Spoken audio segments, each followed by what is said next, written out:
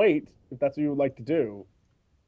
I mean, if we can hold this podcast for about 10 minutes, if that's what you want to do, if that's what you want to do, I mean, I'm not gonna complain if that's what you want to do.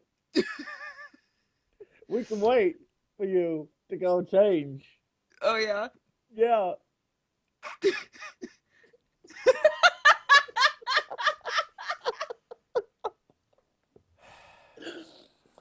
Ladies and gentlemen, welcome to the Game Station Podcast. Welcome to Boxing Day! Hi. Yeah, I'm going to start with Jesse. God damn it, guys, come on. I was quiet! She was fine. She offered to go change, and I simply wanted to take her up on that offer. I don't understand. What's the problem? I was just explaining that I've been accident prone today, and that I was probably going to spend a decent amount of time today, like, complaining. And he said, oh, then you're like most other female bloggers. And I said, oh, but wait, I need to go change into a different shirt, obviously. I see. And I offered to let her. What is the problem with that? The audience is already noticing my super gloves. It's not just that they're noticing. They're noticing your terrible sound quality and the fact that you're too zoomed in. That's because you're not here. You're elsewhere. I'm on a laptop and in a cold room and I have gloves. My spider gloves. That's the gist of it. Wait, hold on. Oh no, Jesse, oh, they were just gloves. I'm in my houseboat this week. His houseboat is far nicer than my houseboat because it has to be made to combat the snow. Yes. It doesn't snow where my houseboat is. It's actually more of a house Zamboni. And it's around on ice. But for some reason, it can only operate in a hockey or skating rink. So, really can't travel that far. Really, it just goes in a circle and about 100 square feet, and that's about it.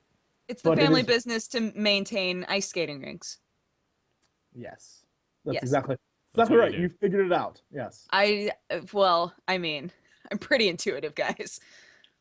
Cox and Zambonis. If you like your ice flat, we'll flatten it.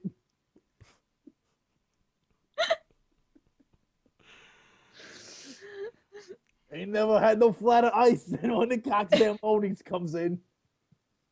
Hey, TotalBiscuit, how are you? Oh, I'm just peachy, as you can tell. Everything's wonderful. You know, we started the show off so well. XSplit decided it would do its little crackly thing on the microphone, which is always nice to hear. I'm hoping that's now fixed. And then we had Jesse with his nonsense, and we don't have a guest this week because everyone's so busy on Boxing Day. Yeah, what's up with that? Why people boxing? Busy with the boxing, man. There's so many boxes.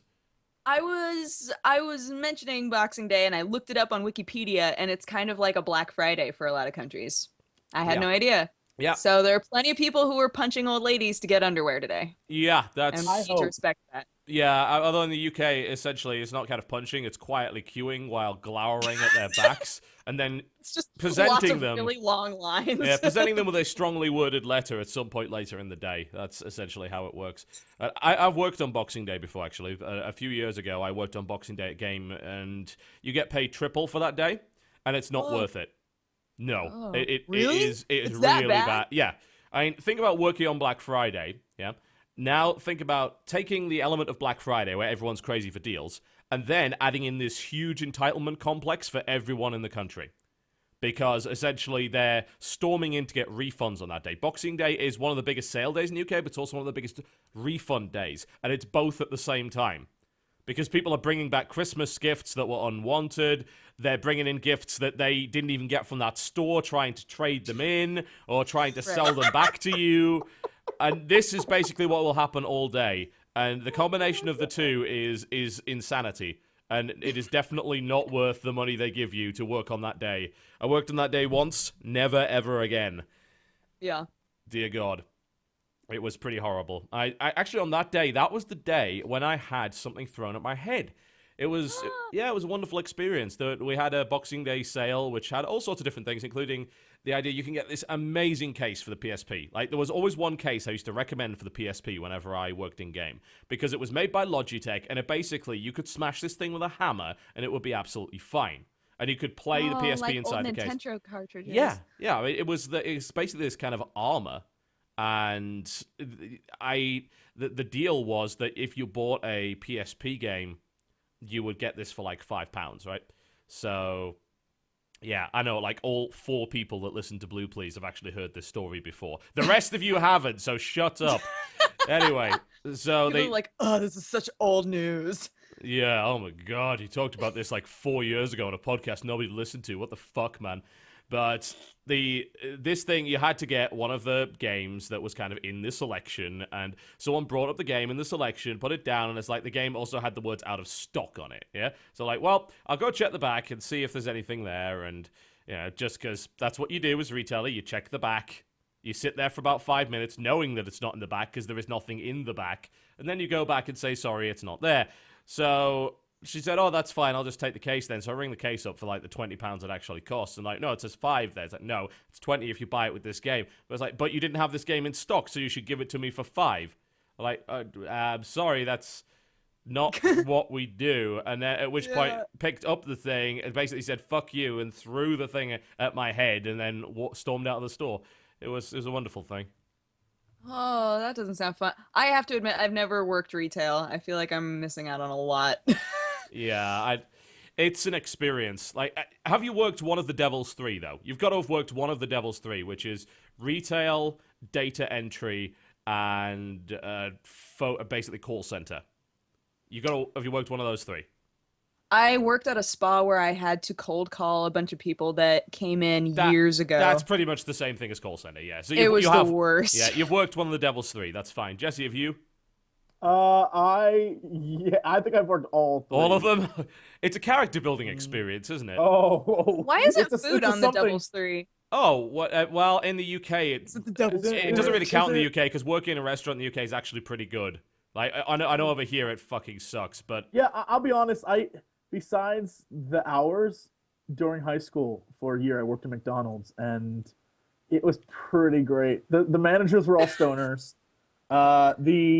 We would borrow the fry boxes that had the Monopoly tokens on them, and then we would peel them off and give them to our friends and turn back in. Wow. What? Look, I'm not saying we were scamming the system, but we scammed the system. You're a horrible person, Jesse. How does it feel? Pretty great. To be fair, like, that's actually what happened with all the Monopoly stuff, wasn't it? Like, pretty much all the main winners were actually employees. That's been going on for like about 10 years. That doesn't surprise me at all. Yeah. Look, I was just a victim of the system, man. Right, I was young, and I needed to know if I won that $3 coupon for a Big Mac or whatever.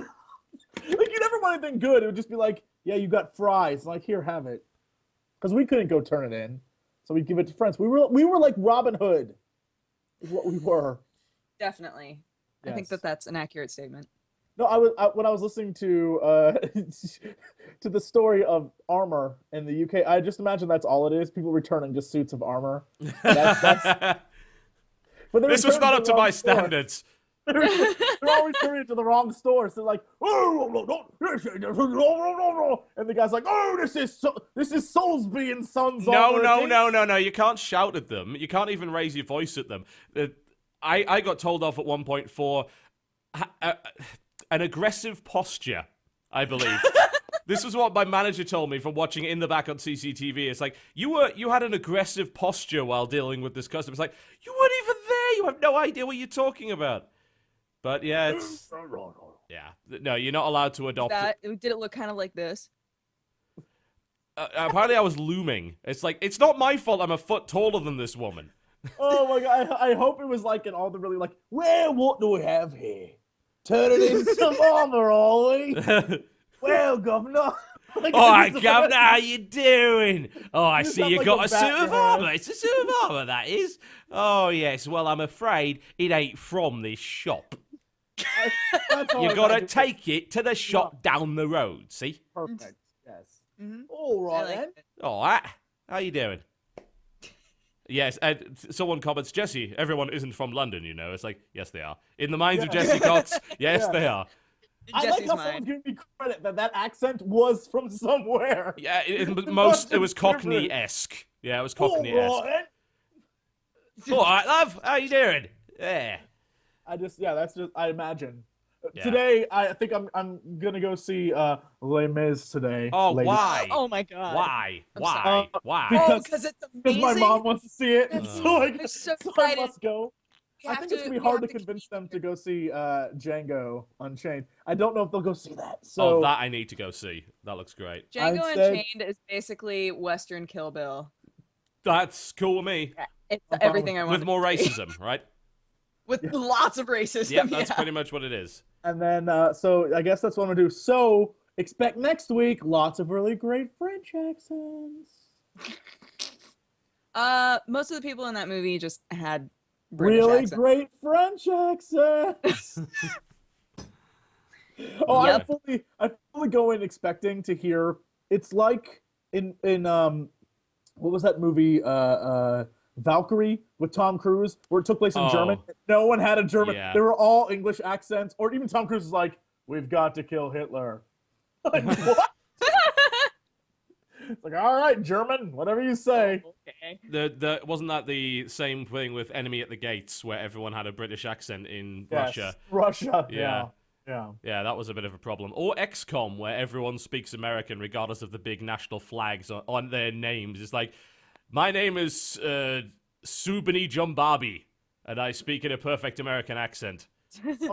I'm sorry, Sujini Jumbabi? Sujini Jumbabi, of course. The Nigerian alien expert, an elite sniper. I finally bought XCOM after watching dear. you on the Yogscast stream. Why? What? That was nothing but about 5 hours of complete and total frustration, ended with the biggest amount of bullshit I've ever seen, and me rage quitting the game, and that was what forced you to buy it. It was fantastic. Why do you love pain? Well, the second that I saw a thin man kill me through 3 walls with one shot, I was like, I'm in. I'm ready. You know, if you want, I'm very, very tempted to try and get all of you into Blood Bowl. Because Blood Bowl is the bullshit of XCOM, multiplied by yet more bullshit of XCOM, but you can play it multiplayer in a league format. Blood Bowl is essentially American football with fantasy Warhammer teams. So you play as like Chaos and Orcs and shit like that. And it's got the league, your team kind of evolves over the course of the league. Like you gain levels for your players and you get different abilities and stuff. Except your players can perma-die. Like, and it can happen just like in the normal game. Yeah. It's complete replication of the board game, completely. So everything that's in there in the campaign mode is in the game that's on Steam. So your guys can die, and they can die for the most bullshitty of reasons. Like, you have the option at times to sprint extra, but you have to roll the dice to see whether or not you fall over. Fall over, you also roll the dice to see if you get injured. You could roll an injury that permanently kills your best player because he tripped over on the field. Welcome to what Blood Bowl is. I want that Let's so badly. do it, guys. I want that so badly. A TGS Blood Bowl League would actually be absolutely wonderful because the pure and utter rage that game induces is nothing short of mind-boggling. I can just imagine a dude running. You gotta put the Chariots of Fire music in the background. Yes. Slow motion.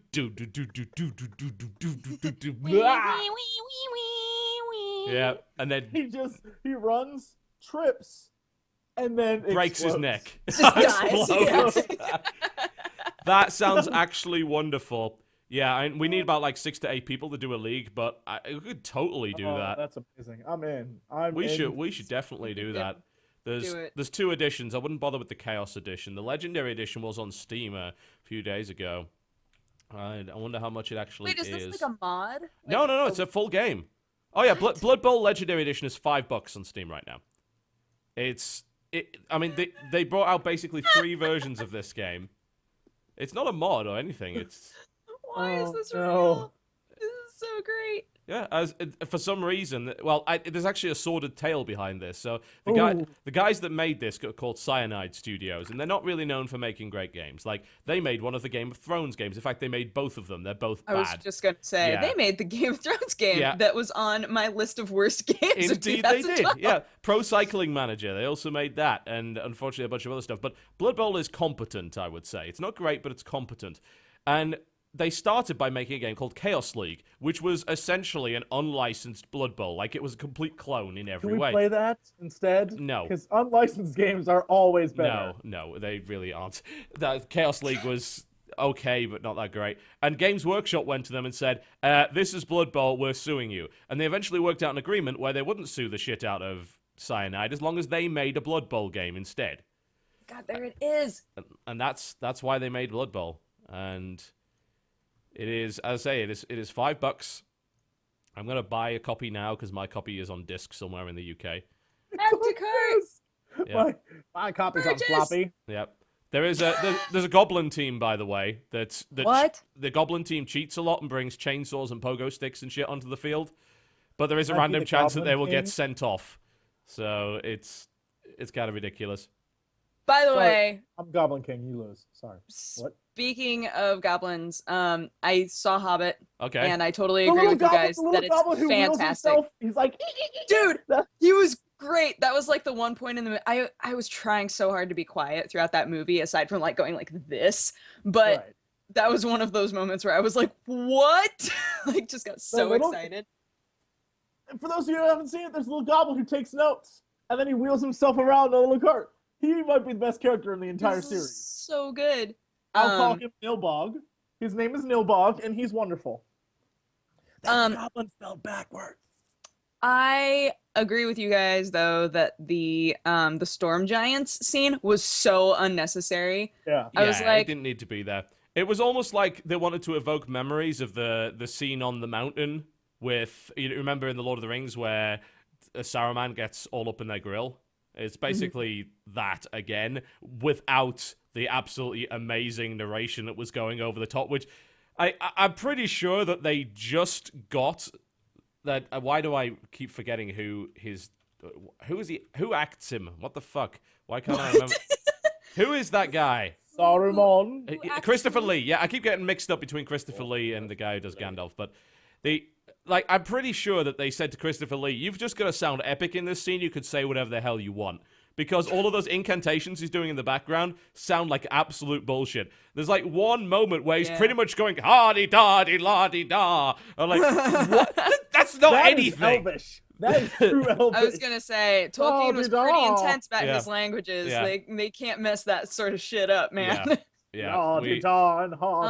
Pretty much, yeah. And incidentally, we know the Storm Giants were in it. I remember the Storm Giants from the book, but it's just the way that they handled the scene didn't really have any impact, I felt. It's just like they put it in their cause. The only way that I was able to justify it in my mind was that at the point when they said, okay, we're going to turn this into 3 movies so that we can fit everything in, they were like, well, the Storm Giants are in it, so let's plop them in there. I was like, Here's the thing that I'm waiting for, and someone in chat just pointed this out. I think Spam Down did. In the lore and in Lord of the Rings War in the North, the video game, which is actually kind of great. I need to play that. The Eagles talk. The Eagles have a whole society. Yep. The Eagles have a king. They have all this stuff, and their voice, which I think is even more funny, is in Lord of the Rings War in the North. The guy who plays the main eagle sounds just like Elrond in the movie, but Elrond in the game doesn't sound like it's nonsense. But he's like greetings, heroes, I will take you to the north, and it's like Mr. Anderson. They have this great like whole society, and in the movies it's like, I'm a freaking eagle, I saved you. Yeah, they really didn't. They didn't do them justice, and they haven't done it in The Hobbit either. I'm hoping that maybe. I can't remember if the Eagles show up again later on in The Hobbit, but if they do, hopefully they do at least a bit with it. I guess somewhere along the line, someone at like a higher up level in New Line Cinema or whoever works with them, it was like, look, we can buy mountains fighting, we can buy goblins, we can buy elves, but eagles that talk, That's just crazy. That's a lot of work, guys. That's a We gotta hire all sorts imagination. of voice actors. We gotta do all certain, Just Just have them forget be it. Eagles. What? I mean, have Why them do they gotta Eagles be whose fancy best- eagles, Sure, their best friends are moths. I mean, that's about as far as we're gonna Obviously. go. I like the idea that all things that fly are just BFF. Like, they just all know each other and, like, discuss things. I was like, what? Gandalf knows that. Gandalf goes, he knows bird speak. Moth speak, man. I also want to point out, Gandalf was delightful in that movie. Yeah. I like Gandalf the Grey is way cooler than Gandalf the White. Any day. Dude, yeah, I don't know if either of you watch Colbert Report, but Every now and again. he totally interviewed Ian McKellen, and Ian McKellen was like, well, yeah, Gandalf the Grey is way more fun than Gandalf the White. He smokes, he drinks, he's chill. He's also a dick most of the time. We should point Totally, that he's out. a super dick. It's great.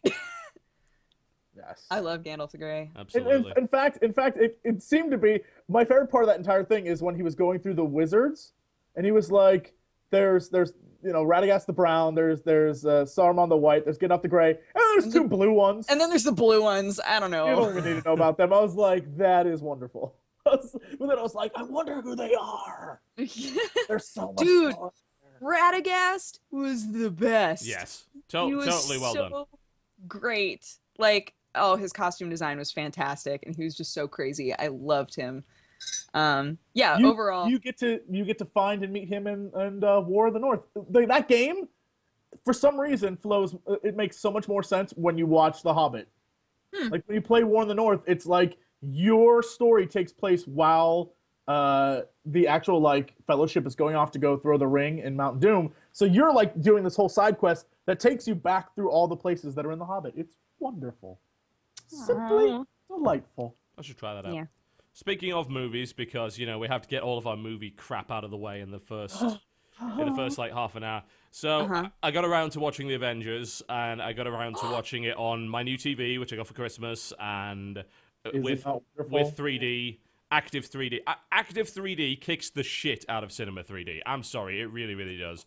I don't even know the difference. All right, I don't know the difference either. So essentially, there's two kinds of 3D, yep? There's active 3D and there's passive 3D. What you watch in the cinema is passive 3D. What they do is they use polarized glasses, yeah? The shitty glasses you have to wear, they're pre-polarized. Usually means that the things, like the whole thing's a lot darker than it should be, and the 3D's not it doesn't have as much depth as active. Active actually has glasses that are electronically polarized and synced with the television, and essentially flickering. The shutters are flickering at a very, very rapid rate. So you actually cannot, you can't notice it. And it gives so much more depth and clarity. It doesn't fuck with the brightness at all, and it gives a lot more depth and clarity to the scene. So everything just looks uber crisp and absolutely wonderful. So yeah, I really like active. I know that there's some cinemas in the world that actually use active. They have like sets of glasses that are synced to the screen, and then you hand them back in. But like pretty much every cinema I've been to in the UK and the US uses passive, and it's again I don't like passive as much. I don't feel that it really adds as much to the scene, whereas watching it with active, it's like, yeah, this is fucking 3D, and this has got clarity, and nothing's blurred anywhere, and everything looks great. So, and the movie was awesome. Yeah, there's no real question about that. I stole my Hobbit glasses, so sorry, cinema. I took them. I did not turn them back in. Sure. I didn't. Oh my gosh, that's my one regret. I didn't see it in 3D because I normally don't like 3D, but that means that I missed out on the like 9 minutes of Star Trek footage, and I was dying inside. I was like, no, what have I done? Yeah, you see, it's IMAX only is where it's at. Really? Yeah, because I was gonna say I didn't see the Star Trek footage. What? Yeah, it's IMAX only. Wait, that means we can go to the IMAX one. Do you want to go to the IMAX one? I kind of do. Let's do it. Did you see it in 48 frames or 24? 24. I didn't. There's literally no. In the heart of LA, there's no 48. Yeah, that doesn't surprise me. There was, all this initial drama about it apparently making people sick. It scared all the cinemas off it. So, GG, press and dumb reviewers. Thanks for fucking with actual useful technology. You suck the cock of 3D And yet, when it comes to 48 FPS, you're like, oh, yes, but the integrity of the film, and it makes me sick, because I'm 80 years old and geriatric. What? I don't know. What do you say? Yes. What do you say? What do you say? That sounds less. I can just imagine Jesse, like 85 years old, in a movie with an ear horn, like a brass ear horn. Yes, I want that. What was that? What say you, 25th remake of Superman? I wonder if that Superman's going to be any good, actually. I was going to say, I hope. Yeah. I can only it has hope both Kevin Costner and Russell Crowe in it for no good reason at all. So, what? Yeah. Either Kevin Costner or Russell Crowe is Superman's dad. I think they're both Superman's dad, aren't they? Because one's the adoptive dad and one's the real dad. I was just about to say, wait, are we talking Jarl? Oh yeah, no. Kevin Costner is the adopted dad. Yeah, he's Russell Crowe, I'm pretty sure, is the real dad. Wow. Yeah. See, this is one of those ones where I'm gonna see it, and either I'm gonna love it or be disappointed. I have to sit through another rehash of an origin story. That's why I hated the new Spider-Man, because I was like, I know all of this. Even if you're changing it like this much, I still get where he comes from, and I have to see his damn uncle die again, like for like 1,000th time. So the horrible writing wasn't what you disliked about that movie? Wrong! I found their chemistry delightful. I thought that Peter Parker and what's-her-face, I'm trying to think of the character's name. My brain just died. Not Mary Jane, she's Gwen. Yeah, I just picked up the game, so I'm now getting yet more of that because it carries on where the movie left off. The two of them were delightful. They were wonderful. The story was stupid. The fact that the lizard, it made no sense. And then there were other, that was nonsense. But yeah, I just didn't like the movie because half an hour in, I'm like, I've literally seen this before. So. Yeah, I watched the whole lot. It was okay.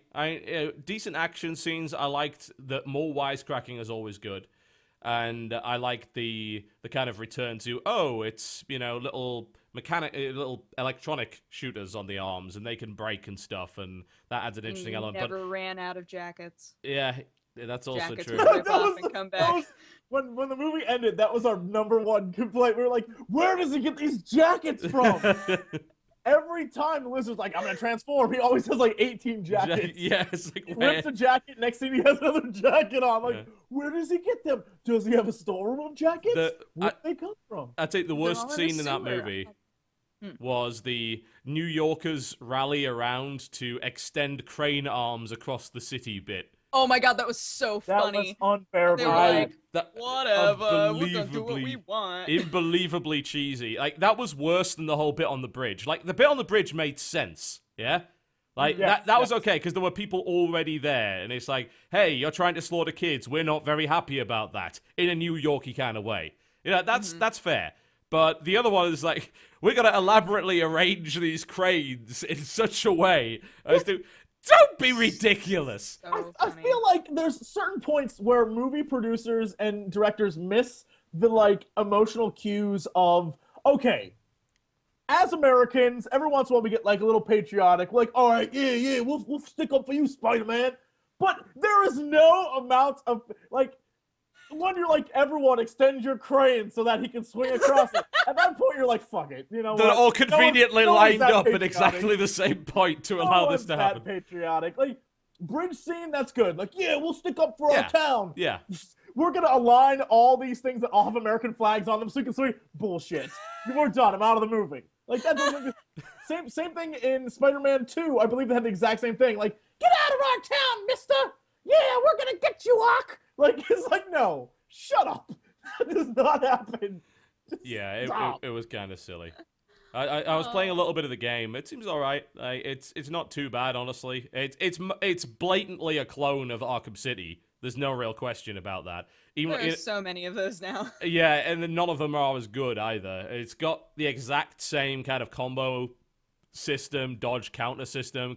It tries to be as fluid as that, but it's got a hell of a lot more sort of canned animations, I feel, like finishers, to the point where I have a feeling that's like, well, within 20 minutes, I'm probably going to have seen all of these, and chances are that it's then going to repeat over and over again. And also, you can web swing in thin air, which is really it's like it'll stick to clouds and like you're swinging through Central Park and there's clearly nothing to swing from, but that's fine. That's not a big deal because Spider-Man. So aside from that, it seems okay. Not so great.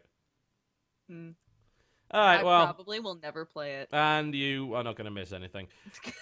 So, we're going by Twin Chain's suggested format for 2013, which is movies, been playing, trailer releases, host topics, and whoring. Yes. Yes, that is exactly Sounds it. Perfect. Yep, that's our podcast. I would like to point out that for so long, you guys fought me on this. For so long. I have always been up for talking about movies. You fought me on all I want to do is share with you Prometheus, and you fought me. But it's because you had a dumb theory. That's the only problem with it. Well, hold on. After having seen the movie, was it dumb, or would that not have made the movie better? Just saying. I actually kind of liked it. I liked it too. I thought it was pretty good. Oh my god, you guys, shut up. Go back and watch Stupid Town with your stupid self. Wow. Stupid Town seems like an Adam Sandler movie that I wouldn't watch. Gabba-doo, Sabba-doo, it's me, Adam Sandler, back in a new movie with my friend Rob Schneider. Oh no! We're gonna make some funnies. Has Rob Schneider been in anything in like years? Let us find out on IMDb. What was the last thing that Rob Schneider was actually in? Wow, he was the writer for Deuce Bigalow, American Gigolo. I did not know that. Let's see. He's been in it. He was in The Reef 2 High Tide. He was Dodger in Dino Time. I'm actually Rob Schneider. In a I've been meaning to tell you guys. I just couldn't quite get it out. Noah's Ark: The New Beginning. Oh, Has he gone full religious, or is that? Oh my god! That a spoof? Oh, you want to hear something ridiculous? He was in Jack and Jill as an uncredited actor, as an uncredited character by the name of Alan. I bet he was the guy who was like, he's like Jack and Jill are about to like do something. He goes, "You can do it, Jack and Jill," and that was his one line in that movie. Yeah, and they were like, maybe we should just cut this out. Also in You May Not Kiss the Bride, Elf Sparkle and the Special Red Dress, The Chosen One, Grown Ups, American Virgin, Wild Cherry, Bedtime Stories. Like, the last movie I think that was even remotely popular that was in was You Don't Mess with the Zohan, and even that was awful. What is that? You Don't Mess with the Zohan? That was another Adam Sandler film in which he played a nice young Jewish fellow who was in the army, I believe, or whatever, and then came to America. He was Israeli Special Forces, so like Mossad or something along those lines. Yes. I don't think I've ever even I'll heard fight of that terrorists because I'm Adam Sandler. Which, if it wasn't Adam Sandler, that might have actually turned out to be a reasonably amusing concept. No, certainly not an award winner or anything. You're not going to get an Oscar for that stupid movie, but it would have been kind of fun. But they cast Adam Sandler as that guy, so... I think Adam Sandler wrote it. Oh, Jesus. Adam Sandler doesn't do anything that he doesn't make himself. Yep. Let's just say Hollywood ain't fans. Yeah, Rob Schneider was a character called Salem. Salim. Yes. Here's what we need. Mm-hmm. The world is finally ready for it. They've both fallen from the graces of Hollywood. We need a Mike Myers, Adam Sandler buddy comedy in which they play Happy Gilmore and Austin Powers joined together in a movie road trip comedy where they find themselves again at a wine tasting event. Road trip. I hate road trip comedy so much. I'm just saying that needs to happen. It's awful. I would see that. Just completely in character. Completely in character. Not even like we're... Whoa. They're Adam Sandler and Mike Myers going to a convention where they have to portray their characters, and then they lose themselves in their characters on the way and don't know who's who, and they lose their humanity, but only regain it in the end when they realize that there are more important things in life. Oh, man. It's actually a really dark movie where they kill everyone at the convention. Yeah, baby! Yeah, baby, yeah! Happy Gilmore is just beating the crap out of people with golf clubs. It'd be Jesus. All right, I'm arbitrarily ending the movie section. It's like we are deliberately stretching this out because there is like no news at all because everyone is not working. So yeah, you can have 40 minutes of movies, and now we can talk about what we can talk about what we got for Christmas, I guess. That's kind of gaming related. I got this thing. You see this little thing? It's adorable. It's actually It's a tiny mechanical keyboard. Why would you You've need wanted that? one of those for a while. Yeah, I want because I travel all the time, so I need the keyboard on my laptop is absolute garbage. So I was looking to get something, and I saw this at a tournament. In fact, Dodger, you were at that tournament. It was Lone Star Clash. One of the techies was walking around with this. I'm like, oh my god, what is that keyboard? I want that. Yep, I want that, and it is a I don't know if you can even read that. Yes, it's a PokerX KBC mini mechanical keyboard. It is absolutely tiny, but the Why keys is it called Poker X? That's the brand. Because you poke the keys, Jesse. God. Yeah. Yep. And it's pretty wonderful. It's actually a great keyboard. It's less than half the size of my current keyboard. It doesn't have the number pad, but hey, I don't need that. Is it easy to use for somebody with Yes. like average size hands? Yeah, because the keys are pretty much the same size. It's got no bezel at all. Things are slightly closer, and you don't have the function keys or the numpad and stuff like that. So yeah, it's totally easy. I'm big fan of it. Huge fan of it. It's very good. It's awesome. Jesse, you get anything good? I got wonderful stuff. Because funny story. Never say I have everything I could ever need. Because once you say that, the gifts you get are bonkers. And so, hold on. I gotta get up. I got a radio that has a crank that is solar powered in case the world ends. Oh, nice. Good. Right. Those are the type of gifts that my parents give me. Right. I also got. Hold on. 2 wonderful books. Oh, I also got things to write letters to people, because that's a thing. Trivia for the toilet. Oh, good. And the book of the bazaar, filled with facts that I would need. Fantastic. So lots of bathroom That's- readers. That's literally it. Apparently, when you say I don't need anything, you get crazy stuff. So I had fun. My family doesn't do anything for Christmas. We don't really celebrate it. So I didn't get anything from family, but I was sent this mug from ThinkGeek that I think is amazing, especially since we were all in the chivalry tournament. They have a Crusader that's helm awesome. mug Look at now. that thing. That is great. So cool. It's super thick. The inside is steel. I could not wash it. You have to would be hand a wash pain. it, but I yeah, was you about have to say. hand wash it. But I mean, the inside would be really easy to clean. You just need to not get anything out here, because then you'd be getting in all the nooks and crannies. But it's beautiful. I love it. And then I was sent a bunch of Jammy Dodgers, and they're fantastic. I got Jammy Dodgers. They're amazing. They have Jammy Dodgers minis. Yeah. I didn't know. Yeah. I didn't know that was a thing, and now I'm so happy. Yep. Someone sent me that. That lasted all about 20 minutes. So that tends to happen. Remember when I ate Jaffa cakes that apparently... From 1962? Uh-huh. Yeah. Yes, I do. It was hilarious. Could have died that day. You could have, but you For didn't. your entertainment, internet. Yeah, but you didn't. Also, that best thing, Fry's Turkish Delight. Turkish Delight. Yeah. Isn't that what that little boy ate in The Lion, the Witch, Yes, and it the is. Wardrobe? That's where I first heard about it when I was a little boy, and I was like, I want to try I still Turkish don't know Delight. what that is. Those are I real? still don't know Yeah, what that's that all. is. Well, you can buy it. It's usually rose and lemon flavor kind of gelatin cubes that are dusted in sugar. They're absolutely fantastic. But the UK has sold these for ages. Fox's Turkish Delight is kind of it's nowhere near as good, but they cover it in chocolate and they put it in a bar, and you just eat it, and it's like, this is delicious. So Chinese Turkish Delight. yeah, Fry's Turkish Delight, but you can buy legit Turkish Delight everywhere, you especially find around porn? Christmas.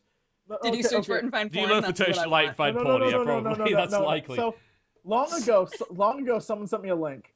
This goes back to the amazing Dodger eating the Jaffa cakes from 1272.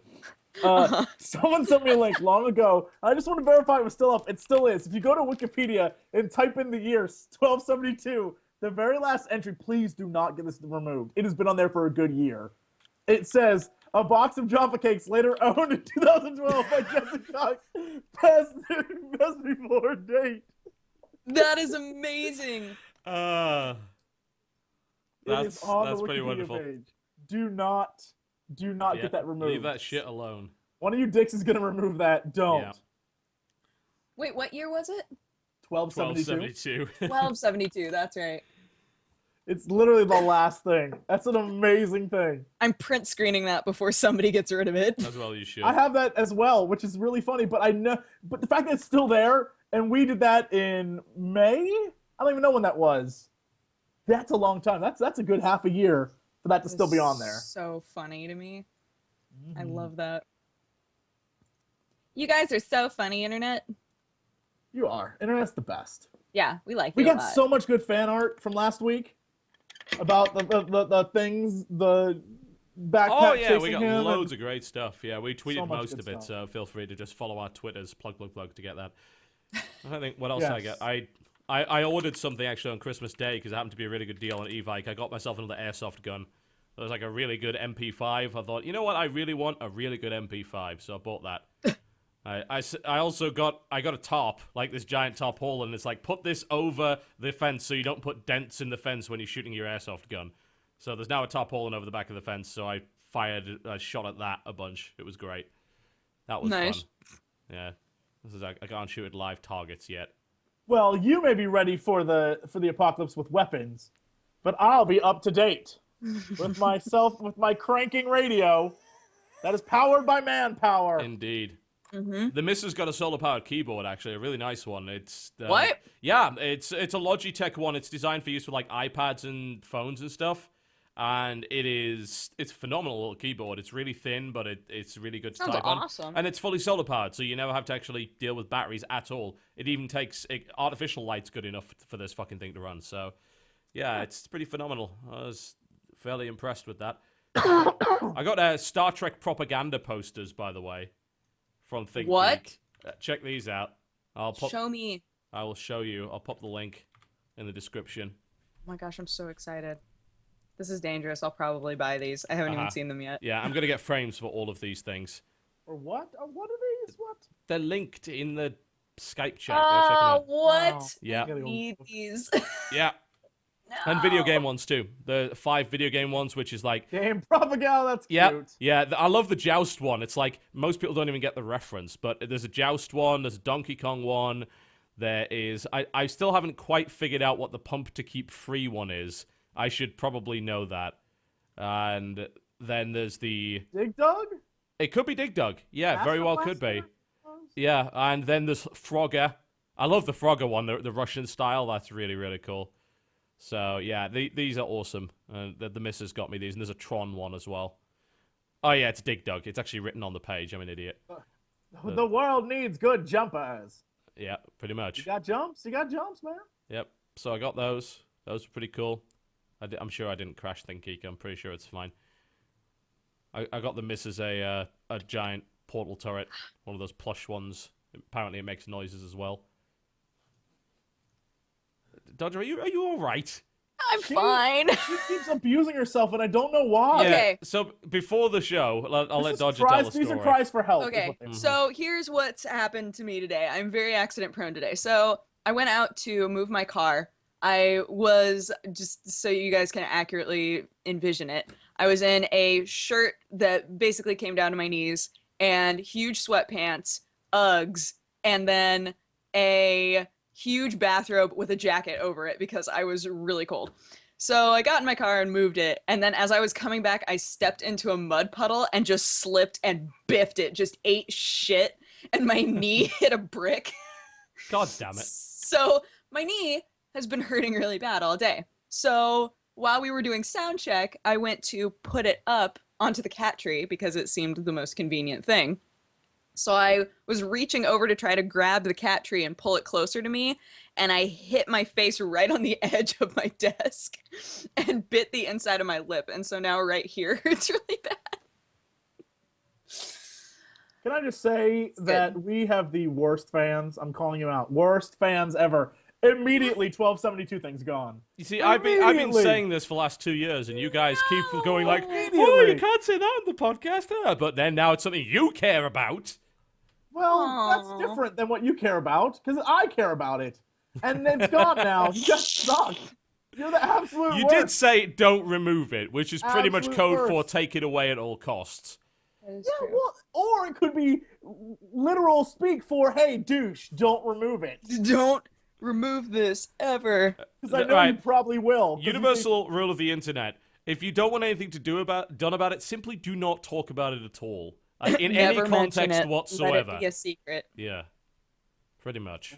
Better be back up. It better be back up. Yep. I got a fish as well, I just saw by it the way. get taken down. You could just add it back in. Yeah, you can just You could be the revert change it, in the world. Yeah, You but can. You could be the hero that we deserve. But now they'll but not look. the one we need. Now they'll look and then they'll take it off permanently. History. We write the history here, not Wikipedia, not scientists and historians. Citation needed, bro. It happened. We have video evidence. It happened. Yep. Anything else? Anyone else get anything interesting for Christmas before we actually try and talk about Also, video games? I want fan art by the end Which is of the going to be day. difficult. I want fan art of Dodger dressed in her, 18 layers with curlers in her hair and Uggs going outside. Let's say to throw kittens at young kids across the street. With my We need queen. that. Yeah, We need that. that would happen. You're a crazy cat lady, not an old woman. Oh, okay. Well, then why would I throw the cats? Obviously, I want to You have keep them safe forever and not let them ever see the outside world. Because you're crazy. You've noticed Oh, I the also plot got this hole. fox mug. There we go. I did it. You have a lot of fox mugs. I saw the one you had got from Starbucks the other day that has the fox tail as the thing. I do have a lot of fox mugs because I like foxes a lot. There's a fox in Problem. Persona 4. Oh, I have a problem. TV, don't tell me that. I'm on the very last boss of that game. Oh, After man. 60 hours of gameplay. Actually, 65. And it is a fucking bitch. Yeah. Yeah, it's just like, I just want to finish the game. I just want to finish it so I can get the closure, because apparently the closure that you get and the true ending is like the best closure. As in, it's the ending that you want in the game. It's everything is explained. You get that nice closure there, and that's it. Mm-hmm. And I beat his first form because it's a Persona boss in a JRPG. Ergo, now you have unleashed my true form. You know, Right, that happens all DBZ the style. Yeah, pretty much. So they unleashes the true form, and then suddenly it's like, boom. I can attack twice a turn. I could pull off the most bullshit of attacks you've ever seen in your life. And apparently I can one-shot the protagonist, because it would appear you may not have ground enough. It's like, seriously, my protagonist is like level 73 with the best gear I could possibly find, and like amazing selection of personas, and I just got absolutely destroyed. So I'm like, all right, great, I'm gonna have to do all that again. So I just, at that point, I just put it down and went to watch like 6 episodes of the animated series, because it was just less stressful that way. And I will eventually beat it, and then I don't know what I'm going to do with myself after that. That's kind of been my nightly ritual for the past month or so, just playing Persona 4 Golden. And people have said, go check out Persona 3, but apparently it's not as good, and I'm trying to decide if I want to play Persona 3 Portable or Persona 3 FES. One of those I can play on Vita, one I can't. I'd have to play on the PlayStation.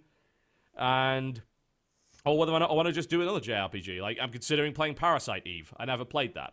Or Vagrant Story. I never played that either. I remember or really liking Chrono Cross. Parasite Eve. You did or you didn't? I remember liking it. Yeah, I'm Parasite told Eve it's really good. it suffered from the same thing that Vagrant Story suffers from. That weird period where Square was trying to come up with creative new ways of gameplay. And so both games have really funky, not so great gameplay mechanics, but terrific stories, terrific settings, terrific monsters. Like, everything about the game is great. Gameplay's a little wonky in both those games. Right. Mm-hmm. Yeah, that's... I know, like, Square just has these weird ideas about battle mechanics and things like that, and so they just don't make any fucking sense at all. And it's like, well, yeah, we wanted to redo the battle system. Like, but this is in alien speak. Like, I don't know what any of these things mean. You know?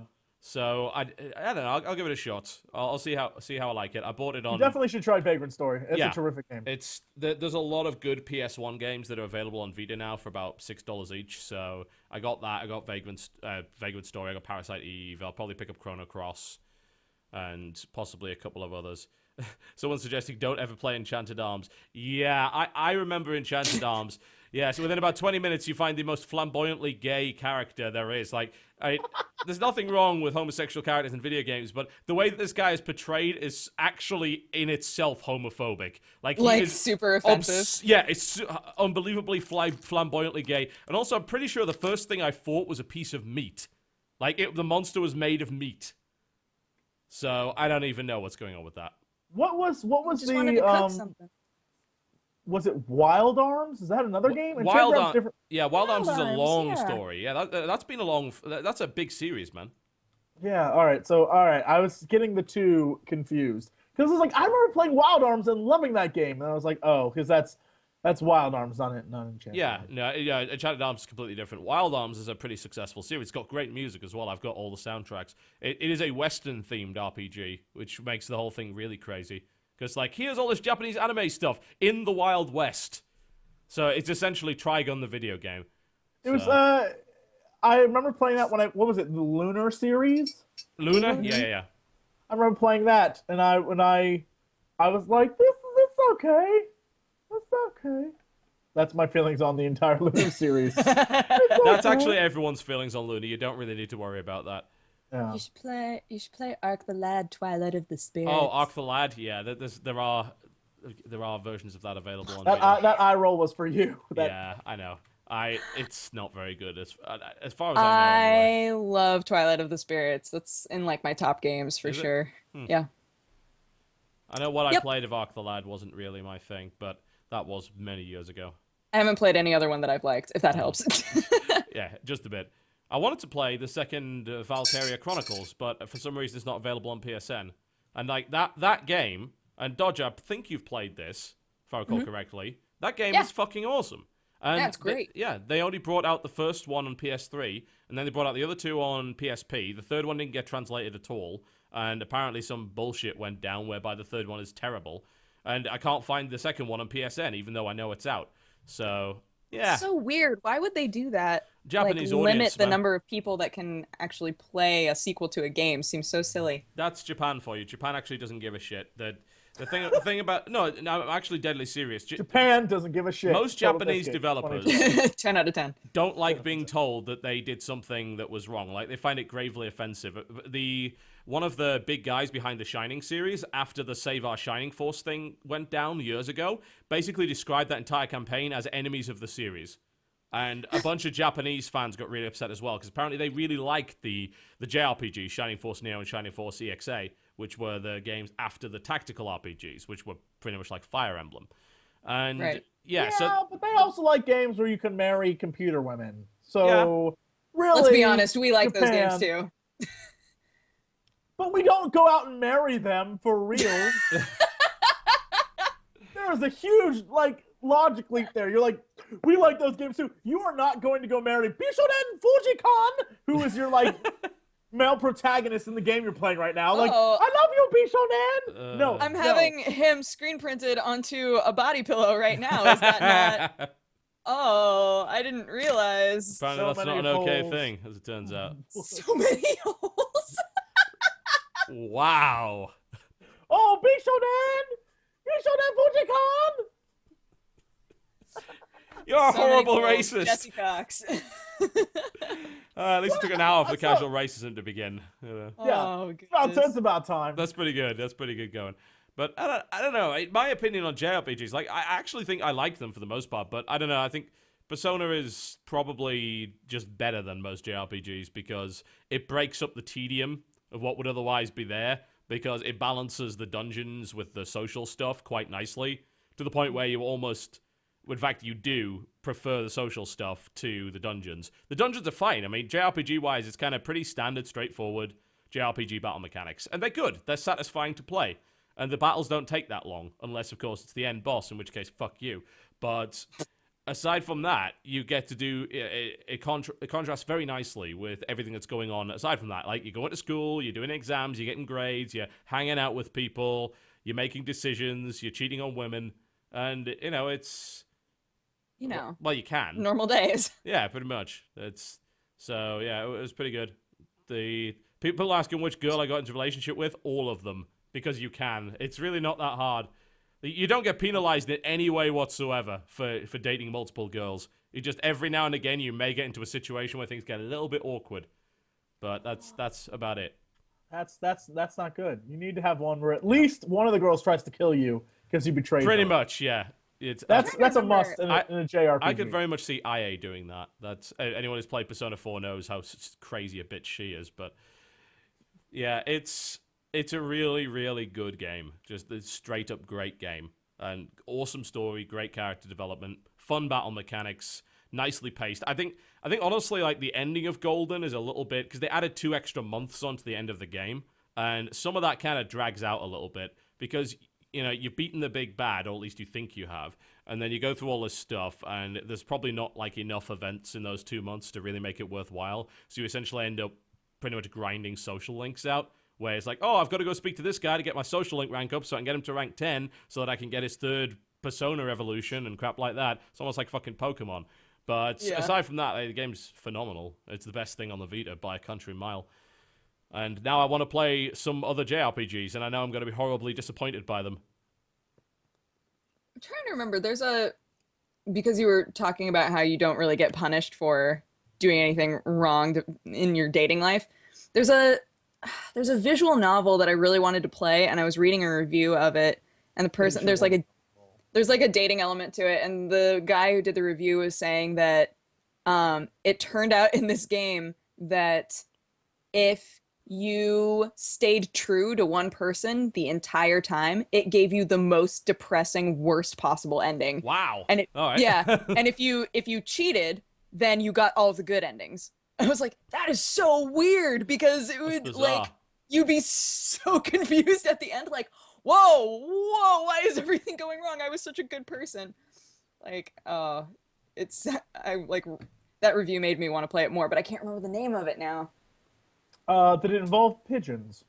No, it was not. Did you make sweet love to birds in it? Were there really hot birds in the game? Were there very attractive? That means a very different thing. Were they at a bird academy? Were they? Was it a school specifically for birds, where you were a young girl who was a human?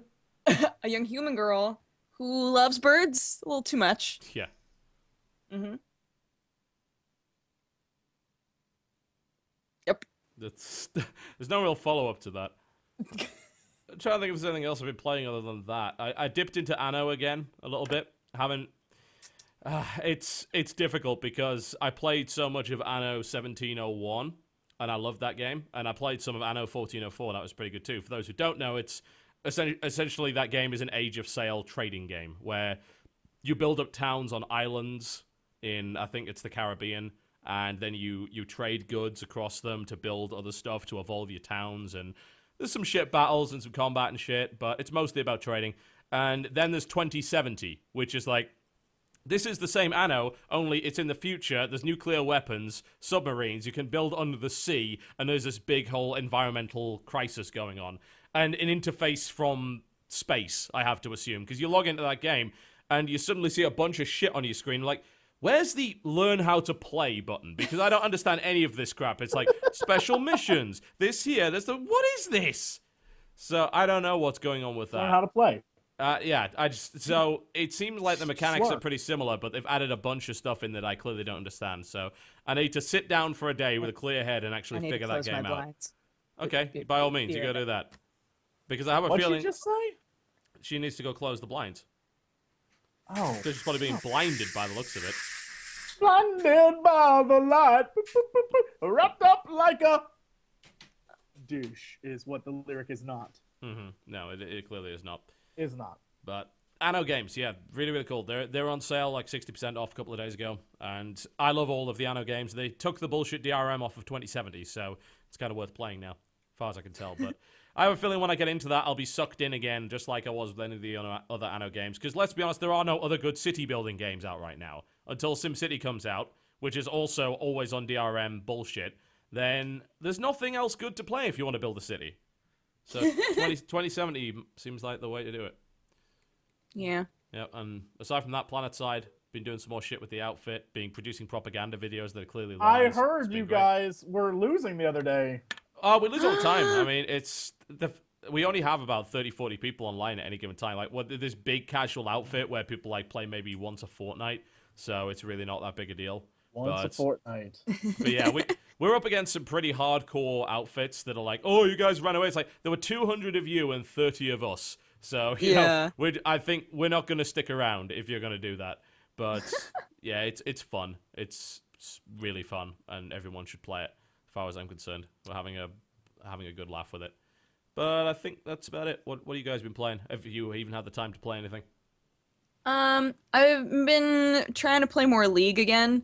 And the reason that I did that is because I was getting tons of messages all of a sudden saying that my voice sounds exactly like V or Vi. Oh, the new hero champion. Yeah, and everybody was like, "Did you voice her?" And I was like, "No. Yes, I did." Yeah.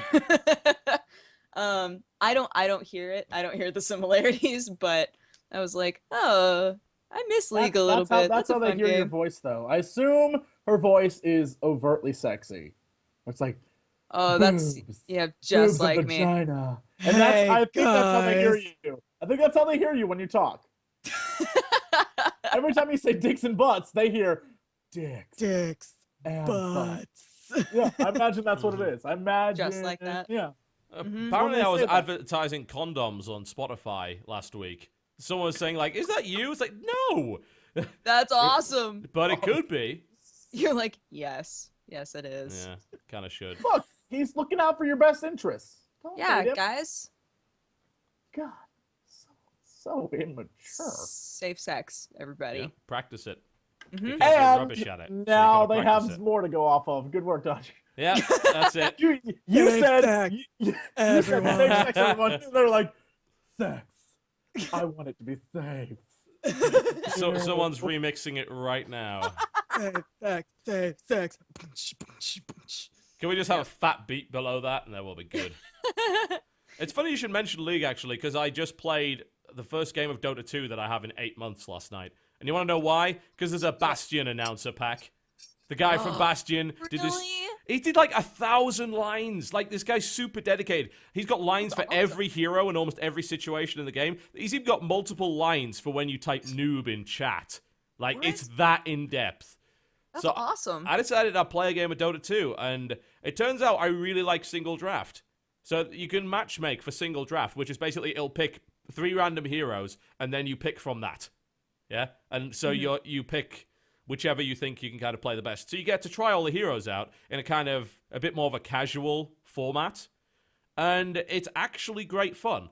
And that surprised me greatly. I was playing Spirit Breaker, who I remember from like 4 years ago on WoW Radio event we used to ban because he was super annoying. He's still super annoying in a great way. His essential sole gimmick is he will bash you to death. And he will constantly stun you over and over again. And his Q allows him to kind of charge down the lane progressively faster by targeting someone, which is great for freaking people out. Because they get a little marker above their head. So like, oh god, he's coming for me! And then they run away behind the tower. It's like, I was just doing that to get back in the lane.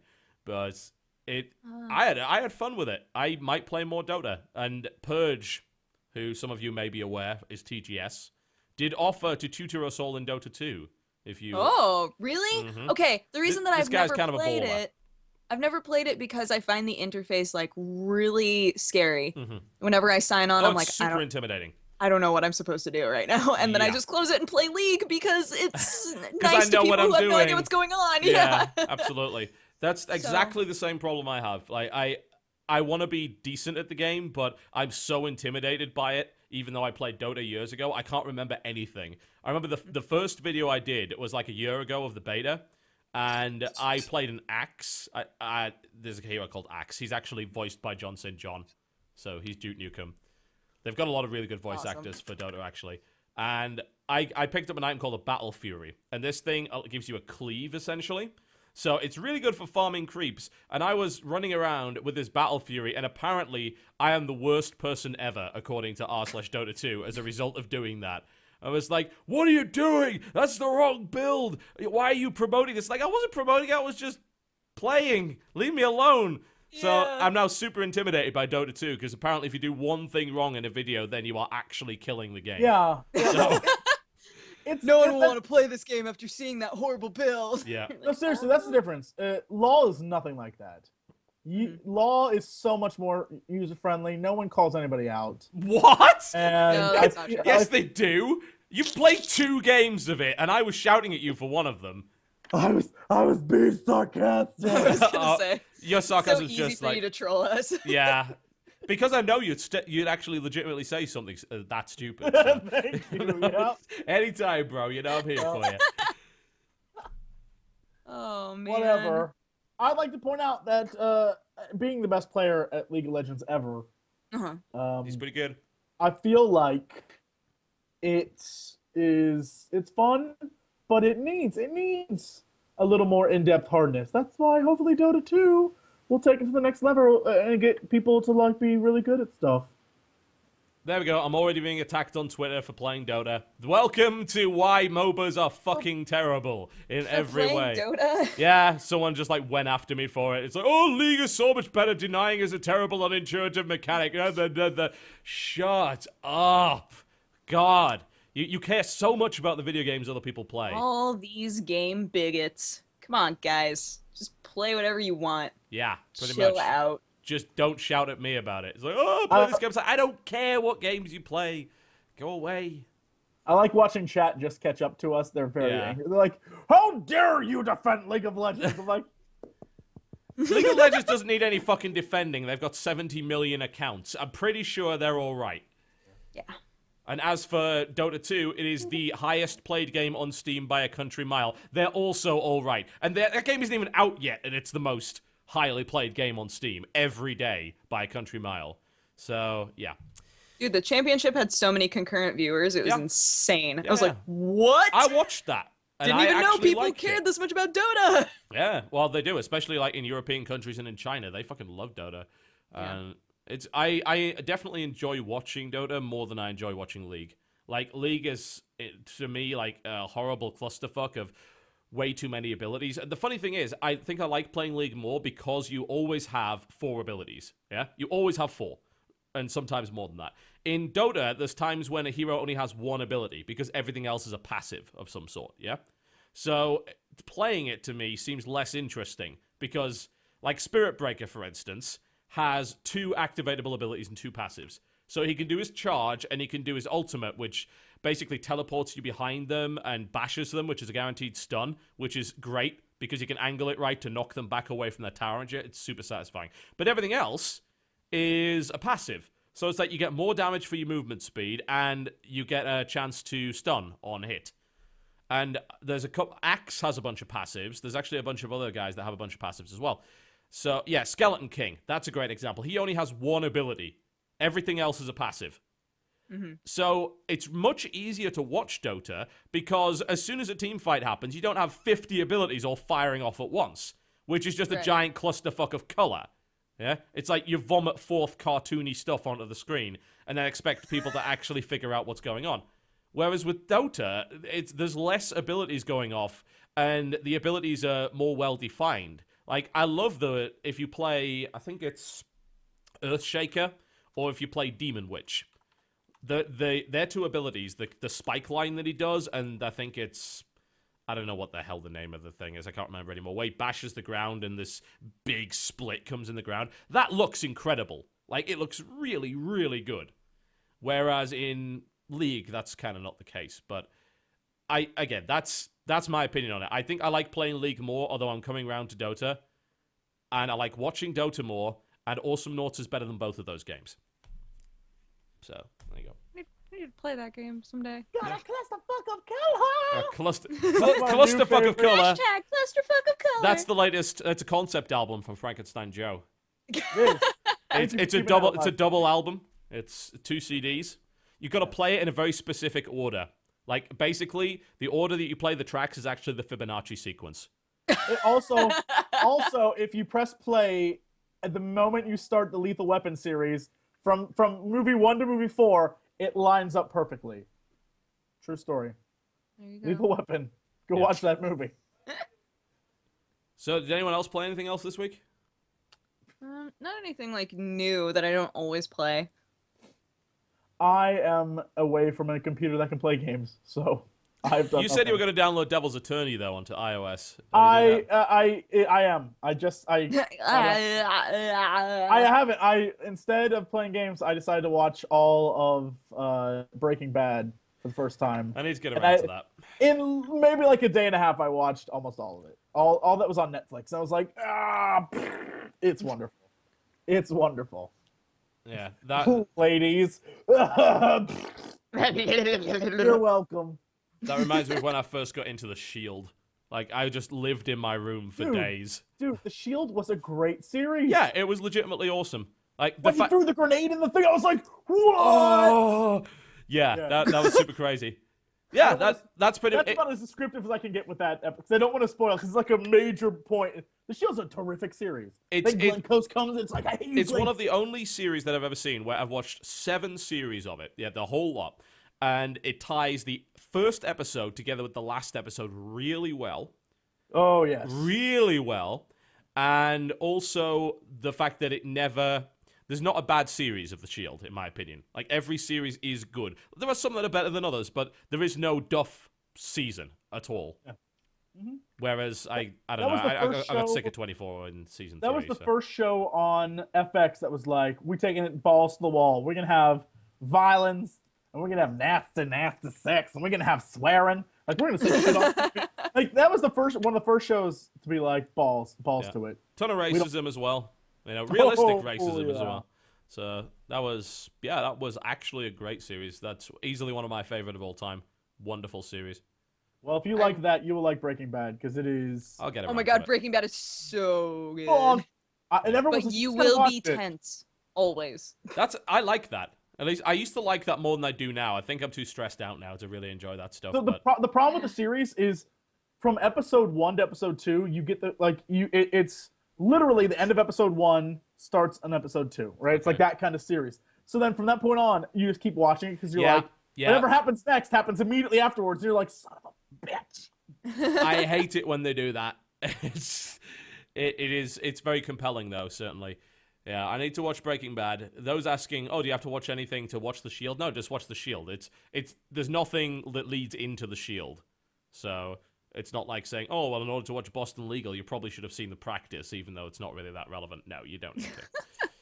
It's like nobody remembers The Practice exists. I really, really want season 2 of American Horror Story to be on Netflix. Oh, no. See, here's the thing. You know how season 1 is like, this is a crazy show. Season 2 is like, why do we let normal conventions constrain us? Let's go crazier. It's nuts. It's to the point where it's almost borderline too much. You're like, yeah, really? We're going there now, huh? Oh, yes. American Horror Story has jumped 80 sharks. Oh, wow. The sharks. It's crazy. Oh, man. I really liked season 1. I thought the finale was kind of weird, but... Really? No, but I mean, like, in the context of the show. Like, the craziness that happens in the show, you're like, well, I like this craziness because it's all within context. But, like, the finale, I was like, all right. But I really want to watch season 2. But now I'm scared. What if I hate it? That would be awful. It would be.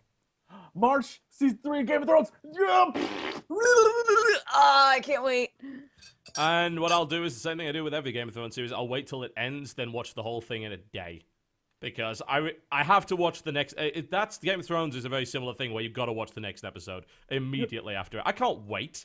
Kidding me? I cherish our Game of Thrones nights. They are very special things. You get together with the Warpstone dudes. They all argue about who's supposed to set up what and what time we're supposed to show up.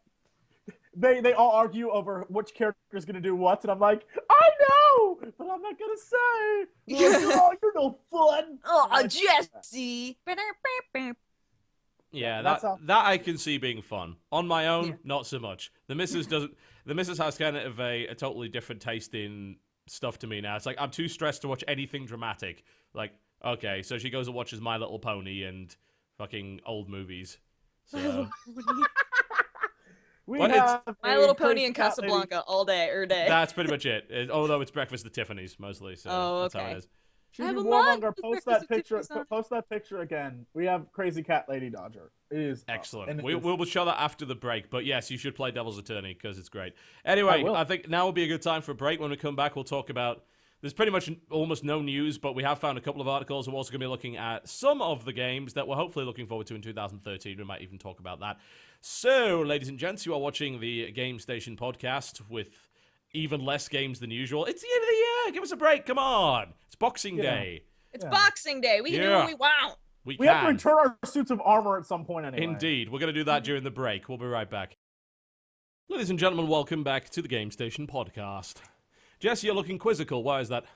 Well, two things. One, because my parents are in the next room, I don't have to wait for an email from them to yell at me for forgetting something. So I was scolded politely for not mentioning that my mom had gotten me speakers, like a little tiny speaker that goes to my majigger that is a Bluetooth thing. Mm-hmm. So it exists. I just don't know where it's at. So I have to mention that before I am told again that I am a failure of a son. And now she'll come in here like, I didn't say that. And then I was reading my bizarre facts book. I just found something very interesting that I thought I would share with you. Yes. According to the 2005 Gallup poll, 24% of Americans and 19% of Britons believe extraterrestrials have visited Earth at some point in the past. Men are more receptive to the idea of alien visits than women are. Their number one response? More likely to have sex with aliens. What? That's their reasoning. Look, I'm more likely to believe there are aliens because I want to bang them. That's best book ever. You did it, males. Well done. Embarrassed my gender at times. I like how that's the thought process of men. Like, I wonder if there are aliens and if we can do them. Is it like Star Trek? Do they look like humans or what? Are they like people of the Nuclear Prime probably disagree. But green? And if so, can I still bang them? Maybe the physiology will be just different enough that they can't get pregnant. Perfect. Here's what makes it even better. Now I imagine all scientists are just out for space booty. That's why they've gone into science specifically just to get laid in space. All extraterrestrial researchers are just like, I'm gonna get so much tail. Well, one of them's ahead of the curve. He's already in space. I assume you have been reading and listening to the stuff from that guy on Reddit who is also in space. No. No? Okay, so the guy recorded a song in space. He's been doing all sorts of stuff. He is also a Redditor, so he's wasting a lot of time on Reddit while in space. He's trying. What else would he do? Yeah, pretty much. There's nothing else up there to do, is there? It's like he recorded the ambient noise of the space station. It's pretty fucking loud. You know, it would be pretty tricky. How is there ambient noise in the space station when there's no sound in space? This is not how it works, idiots.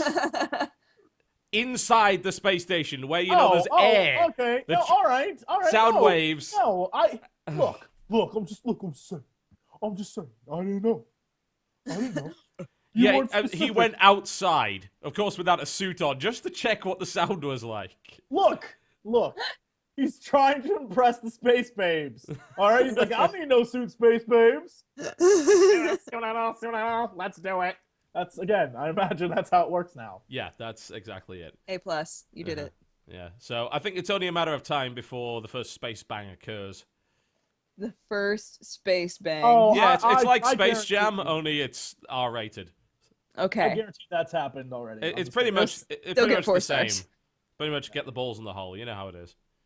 I guarantee if there was a man and a woman on the space station, it's happened at least once for science. I'm going to go that far. Even if they were happily married back. So messy. No. What happens on space station stays on space station. Well, quite literally, because it's floating around everywhere and you can't get rid of it. Someone had to do it. It might as well be me. Just saying. It's happened already. Scientists have already tested that. It already occurred. Mm-hmm. It's important science, man. I mean, on the way to Mars, there's no way you're going to spend over a year in a metal box and not need some kind of relief. right? But everyone would have to be sterile on that entire mission because we cannot have space babies. America is not willing to put space babies in space. I have to wonder what the citizenship of a space baby would be, especially considering they're on the way to Mars at the time. If Dead Space is any indication, space babies are horrifying. No tentacles. It's gross. Space babies are awful. We will not have them. There'll be no space babies on my hands. Draw the line here. Yes. We need Captain Picard dealing with space babies. Picard, where are you?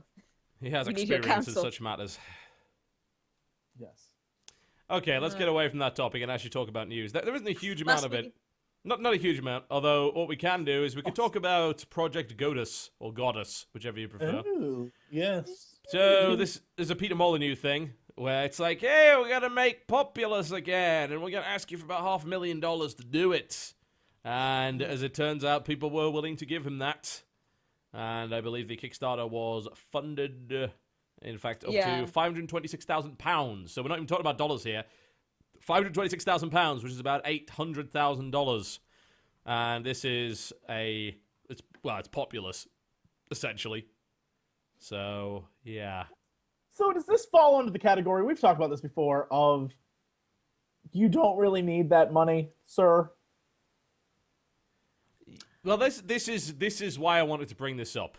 Because we've talked about this before, yeah. Yeah, because I think the general idea. Yeah, we came up with this was something we were kind of murmuring about when people like, say, In Exile came around and said, "Well, you want to remake Wasteland?" It's like, well, you know, I know you're not a big developer, but you are still kind of a legit developer with some of your own funding. Right. And now, essentially, Godus, I think, or Goddess, however you prefer, is pretty much the biggest example of where someone who has a lot of money has come to Kickstarter and funded a game that they wanted to make. Right. So the question, I suppose, there becomes, especially for a lot of people, how acceptable is that really? Is that okay? Is it not okay? I think the excuse a lot of times is, well, even though he could get production help from someone else, if he does it through Kickstarter, then he doesn't have to answer to anybody, and then we'll actually get his vision. But well, I don't know. I still don't know how I feel about it. Peter Molyneux is a millionaire, a multi-millionaire. Like, he has a lot of money. Yeah, if he wanted to make Project Godus for £450,000, he could snap his fingers and that would then occur. So the question is, when you have a lot of money, is it okay for you to go and say to the public, we really want to make Populous again, sort of? I mean, it is Populous. I mean, just look at the prototype. It's fucking Populous. There's no question about that. So we're going to ask you for the money rather than us pony up the money ourselves and then kind of take the risk. So it seems to me that the notion is we're going to completely take the risk out of our development because you just funded our shit, and then we can sell it for a profit later, right? Totally. Does it work in the same way of them going to other investors and saying, all these people wanted to see this game, how about you invest as well? I'm pretty sure they didn't need that. Like, the game they're making is not that complicated. It essentially looks like a mobile game. Admittedly, the only footage we have is a prototype stuff. So, I mean, this thing is coming out on iOS and Android as well as Linux, Mac, and PC. So, it doesn't seem like it would need a huge amount of people. And in fact, the development team only seems to be like 10 or 15 at most. And they could probably make this game in a year. So, I think, $800,000 for a year's project with like 10 devs is actually totally doable. Then is it buzz? Could it be that he's trying to get buzz, like people to talk about, like, oh yeah, I've invested in this and it's gonna be awesome and it's gonna come out whenever? I mean, there has to be a reason besides money, because the dude does not need money. And I'm gonna hope against hope that he's not a total douche and is was gonna say that he's not like spend any of mine. dickhole. Right? Yeah. So I'm just looking for another reason. The publicity angle is a good one, because there's no question that this did generate a lot of hype for this game. And at the end of the day, it got funded as well. 17,000 backers funded this thing, which that proves two things. One, people really do still care about God games, and two, people are willing to throw money at them in order to get one made of, again, what is essentially a more advanced version of Populous. Right. So I think the question then becomes, rather than should people that have money go to Kickstarter, surely it really should be, Well, you put your idea up on Kickstarter, and if people think that it's a good idea, they're going to throw money at you. And it's really entirely up to them, right? Mm-hmm. That's one way of looking at it.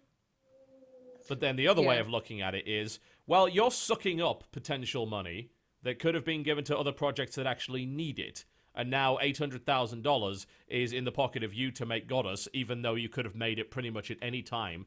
And you didn't have, the excuse of, but publishers wouldn't have funded it is irrelevant when the head of your studio is a multimillionaire.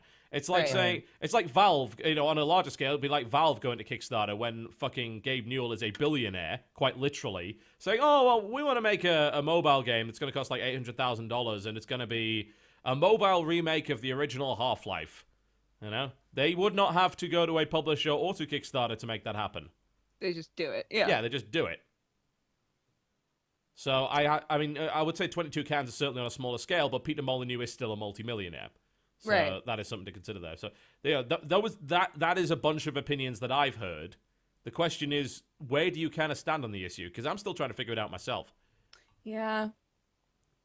It's hard because there's definitely the angle of, well, I mean, people gave him money. They didn't have to. They just, they did. They funded it, and he winds up with publicity that way. So, but at the same time, I feel like, I don't know, you can get publicity other ways, and I feel like Kickstarter is for people that need the push and doesn't need the push. Yeah, well, I mean, that's the name of the service, isn't it? Kickstarter is for a fairly obvious reason. Jesse, what are your thoughts on that? You've been kind of gulping for a while. I assume you've been reading the materials on it, but what do you reckon? Okay, no, so I just went to Kickstarter, right, to go check stuff out. Yep. And I was scrolling through, and I'm on my laptop, and I rarely use the actual keyboard on this laptop because I'm all like, I hate laptops, but yeah, I'm pressing up, and suddenly, I shit you not, if I could share my screen with you, I would. I have, hello, welcome to the lean back mode, our brand new super secret full screen internet party just for your keyboard to navigate. What? And it's on Kickstarter? Not even joking. I have no idea what you're talking about. Me neither. I could turn my camera around, I'd show you.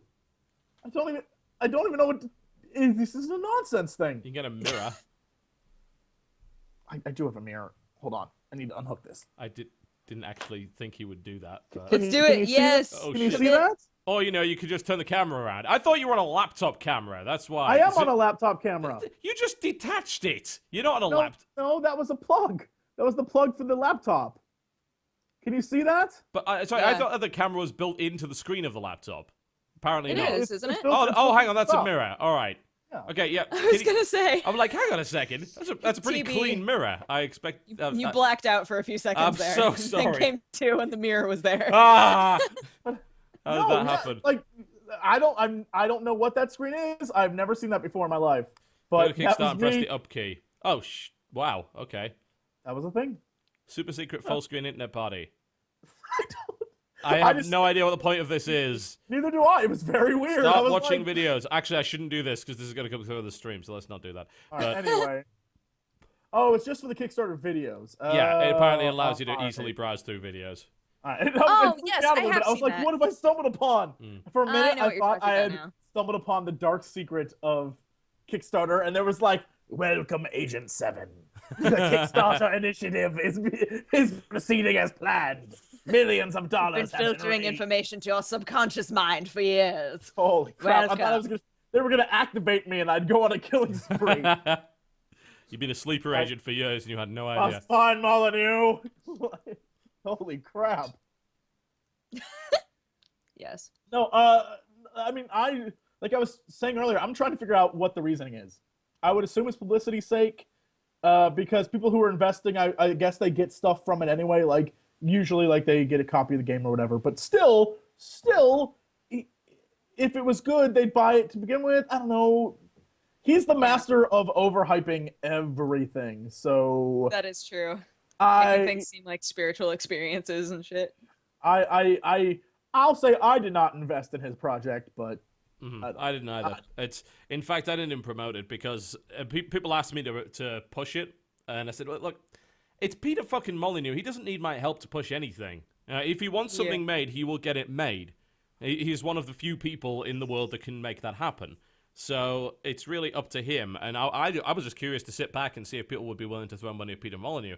And it turns out that they very much are still willing to do that, especially because the narrative that goes along with this is, well, the only reason that you've been disappointed by the last 10 years of games that I've made is because of the publishers, man. And I know he's British, so we could go with the line. It's like, it's because of the publishers, mate.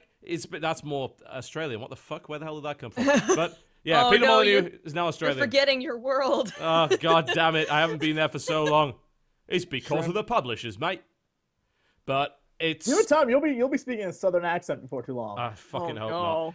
Anyway, Every time he tries to speak Cockney, it'll just be all wrong. All right, eh? Oh, how you doing? But anyway, there you go. See, that's fine. But I haven't lost it yet. Anyway, the thing is that he has been pushing this narrative, as has kind of all of 22 Cans. The whole notion is like, I'm going to go with 22 Cans. I'm going to make 22 crazy experimental games that publishers would never do. My first is going to be, I don't remember the name of it. I just call it Shit Cube. Cube game? Yeah, it's Shit Cube.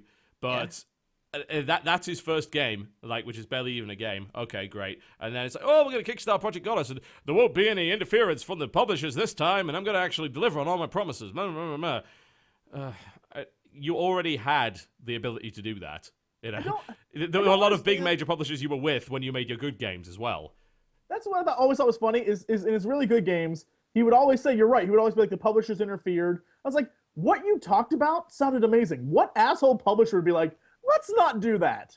Let's not create something wonderful. It's got nothing to do with that. It's the fact that he overpromises and underdelivers pretty much every time. And I think that in this case, it would be hard to overpromise what is essentially just a Populous remake. That's pretty difficult. I'm looking at the concept. It's like, yeah, this is Populous in every way, and you've thrown in a couple of elements that were in Populous at the beginning, but essentially it is mostly Populous on Populous 2. It's pretty hard for you to fuck that up. But I'm sure he might find a way. Honestly, they're so tiny. Sorry, keep going. Those are actually regular sized jammy dodgers. What people don't know is the dodger's about 3 feet tall, IRL. So it's just a perspective trick. She is roughly the size of the character she voices in League of Legends. It's true. Oh man. If it's the TGS, we're gonna eat some crap time. I'm gonna sit here and eat this pineapple. Do it. I was already eating Pocky at the beginning of the show. Again, so good. Yeah. I love pineapple. It's so delicious. I have a feeling this is turning into more of kind of a rampage against Peter Molyneux's previous work than anything else, but it is. But we have nothing to go on, but it's relevant. Work. Yeah, it's relevant, right? Because the guy just created a studio whereby he said, I'm going to make what I want now. And we're like, okay, cool. Let's see if you can deliver. Because now you have no excuses anymore. You can't pull the whole publisher angle. And then the first thing they do after making a Shit Cube is they go and...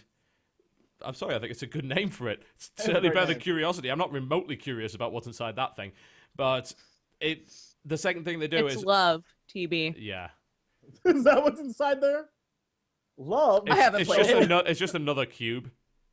Love looks a lot like a pile of shit, strangely enough. What a wonderful Weird how that is. Yeah.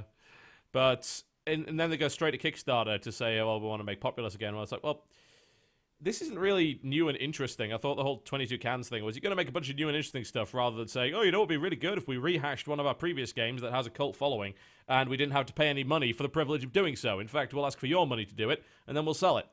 And that's pretty smart. I don't begrudge anyone really going to Kickstarter. I think my opinion is that regardless of what I think about Peter Molyneux's previous work and the notion of going to Kickstarter when you're already a multimillionaire, at the end of the day, it's a free market kind of thing where people can go and support whatever the fuck they please. So if they want to go and throw money at Peter Molyneux, that is their business. I imagine that's what happened. Yeah. Just money. People just threw money take that, Peter. Pretty much. Just walking down the street. Shower me. That's essentially what happened. If they want to do that, that's entirely up to them. The way that you should treat Kickstarter is not as an investor.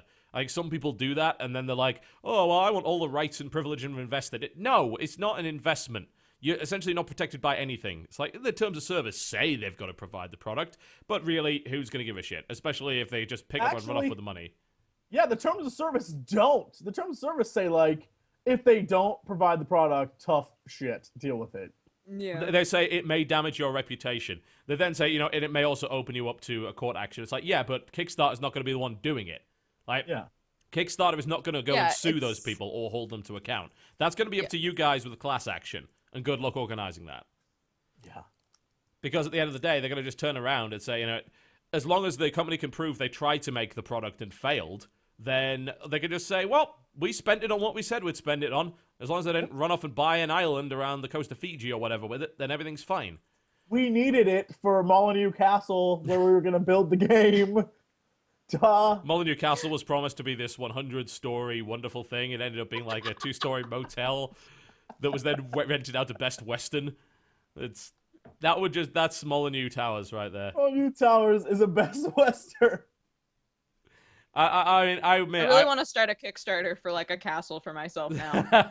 Like, guys, I need this castle. I think we can all agree. But you're not buying a castle, you're building one. I've got this great idea. So we make a game. Yep. We'll put this on Kickstarter. It's called Molyneux Towers. And the whole point is to try and convince as many people as possible to buy a game and then only be able to put about 10% of the promised features actually in it. And you have to like pick from a drop-down list which features you do.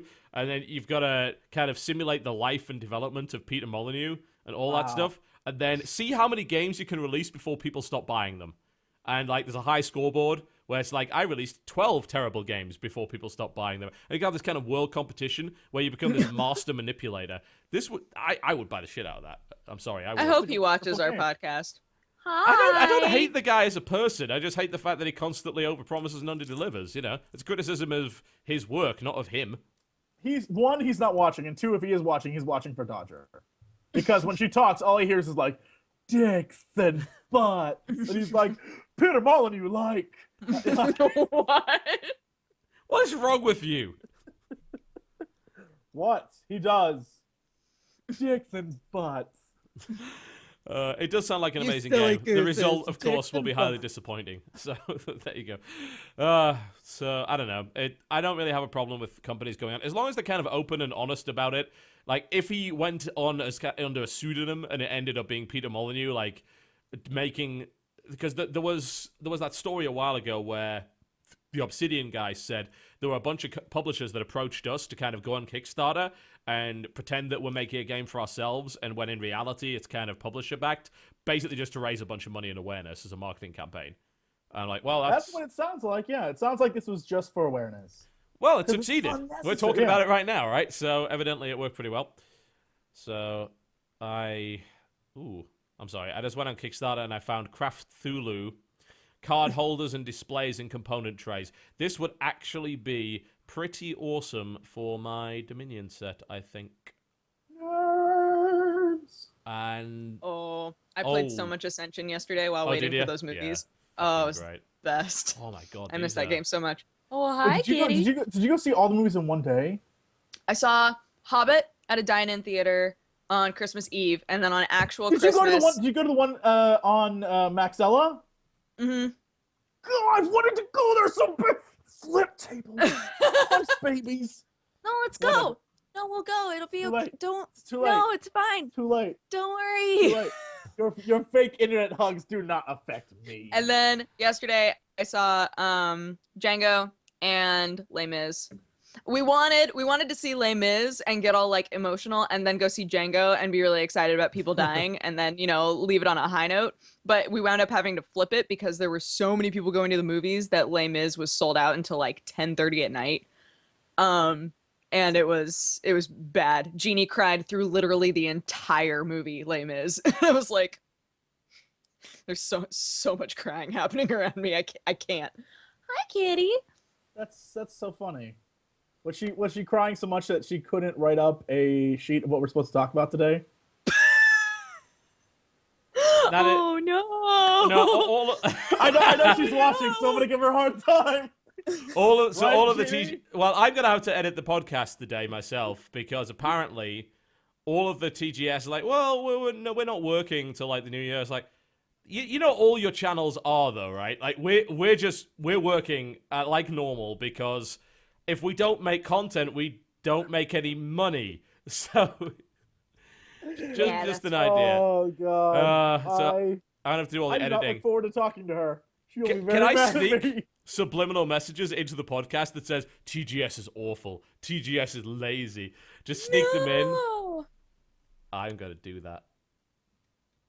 It's gonna be wonderful. Like Fight Club style, where you just take out like split seconds of frames and replace them with penises. Absolutely. Yeah. It's 30 frames per second, so you can't technically do subliminal messages, but you can do ones that are like that. People are like, did they just? And that's pretty cool. Every time I watch Coffee Time, that's all I'm like. I'm like, did she just say butts? Well, yeah. Obviously. Like, it's weird, and then I keep watching, and I just can't stop. Well, congratulations. You're paying Dodger a bunch of money for the privilege of wasting Thanks your for time. the money, Jesse. Thanks for the cash. Fuck you. That's what I imagine it is. That should be the cat. That could be my outro for every video, and I think people might still watch it. But I think that may be going a little bit too extreme. It should be you draped in a, let's say, American flag, because British, they're too classy for this. Draped in an American flag with fireworks and a bald eagle on your shoulder, and be like, thanks for the cash. Fuck you.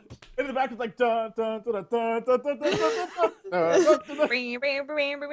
dun. Yep. How not That's to run your your outro. YouTube channel 101. And then you like, click the links below, bitch, and there's just like links pop up. It'd be amazing. Every one of them's for like some kind of Ponzi referral scheme. Oh, Jesus. Wait, what was your cookie name? What was the cookie name, Jesse? Some cookie. Some cookie. Some cookie. Yeah. That's right. That was the bad translation of some article. I was gonna say absolute cookie, but that sounded way too intense. I was like, it's not that's absolute. been done. That's been done so much. Absolute wafer. Some cookie. Some cookie. There's so much more we can do. Well, Complete Cookie used to be the one that we did, and now it's Some Cookie because of that article. Some cookie. The best part of that is it's like some cookie. It makes sense. It's the total of cookies. Yeah. It's a really bad translation. It's great. Oh man, I love it. That's just always going to be like the American you in my mind. Some cookie. Some cookie. Yeah. Some cookie. Oh, Hard man. to argue with. So, you want to hear about more crowdfunded bullshit? Because I do. Yeah, Sure. do it. All right. So, we can debate. You can only talk about this if afterward you tell your chinchilla story again that you told us while we were doing sound check. Yeah, I can. It's not that interesting, but I can Okay, do cool. that. All right. Anyway, so this is on the subject of Black Isle. Black Isle, the developer, supposedly, I say supposedly for a very good reason, because it's not really the same developer anymore at all, who made wonderful, wonderful games such as Baldur's Gate and Icewind Dale and Neverwinter Nights and stuff like that. Yeah, they're pretty cool. Yeah, Black Isle games were phenomenal. Now, Black Isle's website relaunched about a week or so ago with a crowdfunding scheme for something called Project V13, which is a post-apocalyptic game they're trying to supposedly develop, and may or may not have had anything to do with Fallout Online that they're not allowed to even make anymore or whatever. So the weird thing about this is they started this thing up, and they didn't do it on Kickstarter. They did it themselves. And there are no rewards whatsoever for actually backing this thing. None. Okay. Unless, of course, you count forum access and a fucking avatar as a reward. Forum access? Yeah. There is no total displayed anywhere, so there's no way to actually track how much has been given to this thing. And there is no way to receive a copy of the game by pledging, even if you give them $10,000. And apparently they're just asking for money on the basis of them being Black Isle, even though they're really kind of not. There's only 2 of the original team in it. That's Chris Taylor and Marco Green. And people like Brian Fargo and dummies. I don't know. This is not gonna work. Yeah, I mean, Chris Avalon and Brian Fargo, who are kind of important and are working on their own decent Kickstarter projects, they have no part in this whatsoever. So I don't even know what's going on with this, but it would appear to me that are people spending money on it? Some people have. At least we think. The problem is we don't know, because there's no bar on the website or anything like that. So it's impossible to know how many people are actually giving money. The whole thing is fucking ridiculous. It's so weird. Like, lack of information just equals to people feeling like kind of skeezed out. And I don't see why people don't realize that when they're putting together something like that. Like, you have to make everything see-through. Otherwise, people are going to feel scammed. Yeah, they're basically fundraising for nothing at all. Like, there's nothing on display. There is no, and I do mean absolutely no benefit whatsoever to actually supporting this thing. None of the tiers actually give you money. There's a list of names on the front page, and I don't even know if any of these are legitimate guys. And I'm pretty sure one of them isn't. I like to think that they just made up names and put them there. Yeah. I went to project supporters. Arthur Arbuckle. And I just, what the hell is happening? Like, what is this crap? It almost it would almost make me think that someone camped the domain name, waited for it to expire, then put up a fake Black Isle page to try and scam people out of money. But no, it is apparently legitimately Black Isle, or at least what's left of it that are doing this. And they had some... They also decided some really, really dumb responses to this. Yeah, like they got super pissy about it on Facebook, and the project update is actually still there. If you go to the website, won't give us your money. Click. We don't want you, buddy. Jesse, go click on updates on the website and go and check out update number 2, and see if that doesn't seem to be ridiculously petulant to you, and probably not the sort of thing you should say to someone you're trying to get money from. Hold on, it's not loading. What's this stupid site? I've probably broken it now. Yeah. I was gonna say. Wow, I can't even copy paste from this page. What the hell? What kind of website doesn't let you copy paste? What the butts? That's actually ridiculous. Yeah, it is. It's down. So that's. Hang on. I'm trying to view the page source. Apparently, all of this stuff is in some kind of weird, like, Flash interface or something. So I can't actually copy paste the quote. Let me read it for you then, because I'm pretty sure they can't stop me from doing that. Update number 2. Why you shouldn't donate. Something you should think about before donating or telling your friends to donate. You might be the cause of a small number of people sitting in their cramped, dark, shelter depressed because they're not sitting in their cramped, dark... I assume they're just... That's going to be Fallout, because apparently they're not allowed to talk about that. It's finally up. Yeah. Yeah, dark Fallout shelter depressed because they're not sitting in their cramped, dark Fallout for real, because the world didn't really end. Got that? Some people won't be happy you're helping. So if you have no compassion for those apocalyptics that want it all to come down around our ears but not theirs, then you probably shouldn't put in a contribution. But if those people sitting in their ivory dungeons annoy the hell out of you with their barrels of water, stacks of freeze-dried and smug attitudes, then maybe you should just empty the bank account on this project just to spite them. I'm like... Oh, what? no, what? Who wrote that? That doesn't even make any fucking sense. I assume he's trying to insult people, but it's so badly written that it's really hard to figure out. Because Ivy Towers is too good for them. Ivory dungeons. They're in their dungeons because they don't leave their basements. You got them. So dumb. Speaking to the right demographic. You did it. You totally know how to talk to the nerds who are going to donate to you. Giant douchebags. Holy crap. This no. is absolutely awful. Everybody messing up. I don't know, man. It's like we were working on a playable version of PV-13, which would have gone in a very different direction, but had to take a deep breath and throw out their previous design work. We're back with a new vision. It's like, what is your new vision? You don't have one. There's nothing on the website at all. The horrible video that you put up, the Mayan Apocalypse Replacement Program, shows fuck all other than a few pieces of concept art. We don't know what this game is, what it's supposed to be, and you don't get anything whatsoever for supporting it. So why in the world would you? It's super dumb in every way. Absolutely dreadful. Uh-oh, update 3, though. I mean, come on. Take a deep breath, guys. Take a deep breath. Wait, what? So the timeline of the updates is, update 1 was, hey guys, we need to be serious about this, so we're making a game. I know it's negative PR, but be serious about it. Update 2, a day later, is, what you just Them read. going crazy. Like, why you shouldn't, yeah. Then update 3, which is the exact same day, which was like, whoa, guys, take a deep breath. We were working on a previous version of P13, or PB13, whatever the hell that is, which would have gone a very different direction.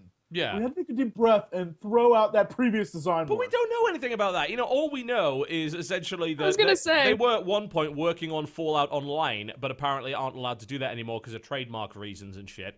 So they're now making Project 13 or whatever it is, and we don't know anything about the game. And, this whole Believe in Black Isle thing is bullshit. As people have accurately pointed out, there is barely anyone from Black Isle still in Black Isle. All of the good guys, all of the guys that really did all of this stuff, are with In Exile, and they're with Obsidian. And both of those guys have run highly successful Kickstarters by showing us a whole bunch of stuff and saying, you know what, we actually have the pedigree to make this work, and we have a realistic system whereby we will reward you if you give us money. And you know what? It worked out really well for both of them, and this, on the other hand, isn't.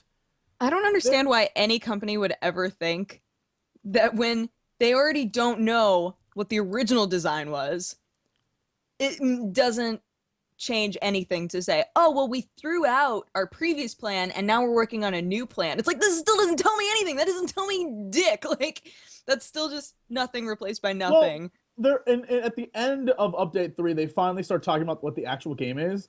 And apparently it's what they're trying to do. It's still super vague, which I love this.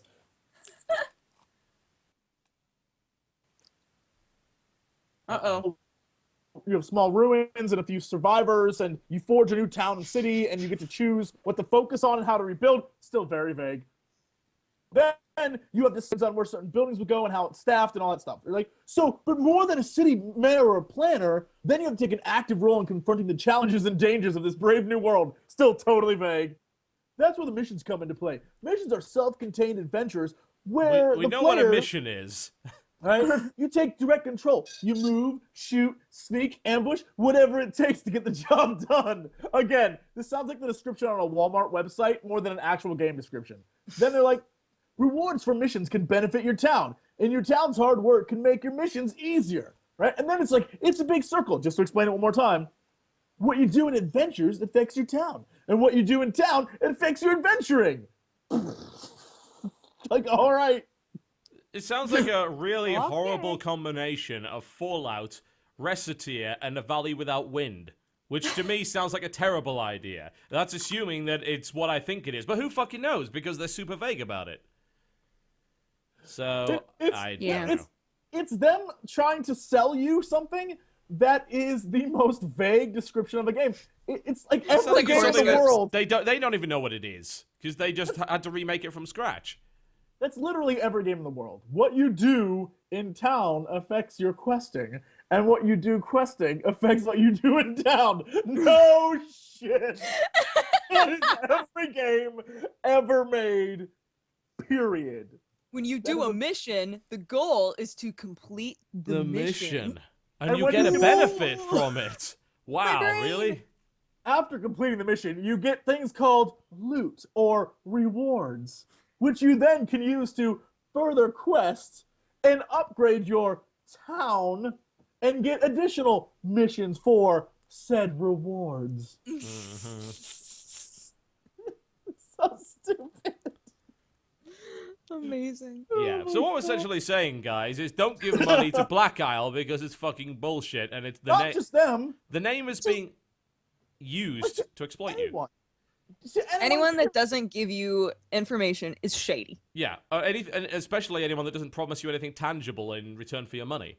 You could, Kickstarter critic could apply the same thing to Kickstarter, but you get a game with Kickstarter. At least you do if the bloody thing actually finishes, and usually they actually provide some kind of evidence that the thing's going to happen.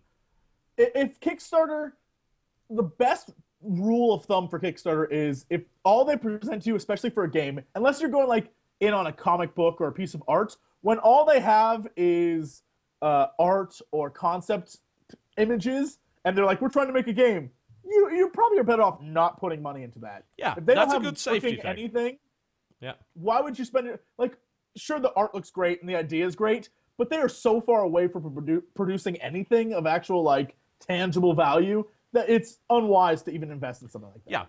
Yeah. At the end of it's basically like it's gambling. You want to gamble with the money you can afford to lose, right? It's the same with Kickstarter. You don't go into Kickstarter thinking, oh, I'm going to put this investment down. It's like, no, you throw money that is disposable, that you actually don't give a shit about at Kickstarter. And if you give a shit about that money, you shouldn't be kickstarting fucking anything. That's right. That's absolutely right. It's really that simple. If $10 to $15 is a big deal for you, don't use Kickstarter ever, because it is the stupidest use of your money. You can get a game right now for that price. You can get many other things right now for that price. You're paying $15 for the promise of a game. And that's fine if you can afford that money. I'm not saying there's anything wrong with that. But in this case, again, it seems to be playing on an old name, trying to exploit people's love for that old name, and also hinting very much, in the biggest way they possibly can, this is the real Fallout 3, even though it isn't. So I would not even think about it, quite frankly. It's absolutely dreadful scheme, and should not be supported in any way. Although, I feel like I should go in on this "Will the Gentleman Yield" poster featured on the front page of Kickstarter. I don't know why, What's that? but I want it so I badly. saw that. What is that? Is it literally just a poster?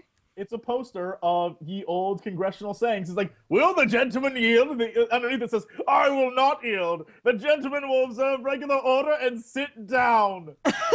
Give me a link to this thing. This sounds incredible. I want it. I want this so bad. It's literally on the front page. It's the front page of Kickstarter. No, it's not. I've got Rusty the Rainbow Whale. Link it. Oh my god, you guys, watch Rusty the Rainbow Whale's video. I was on a quest to find the worst Kickstarter videos, and that was one of them. Really? It was incredible. It's about half funded, actually. Like, I know. They're only asking for $5,000. I think the game is gonna be good. Their video is crazy is it really, pants, though. really bad? Okay.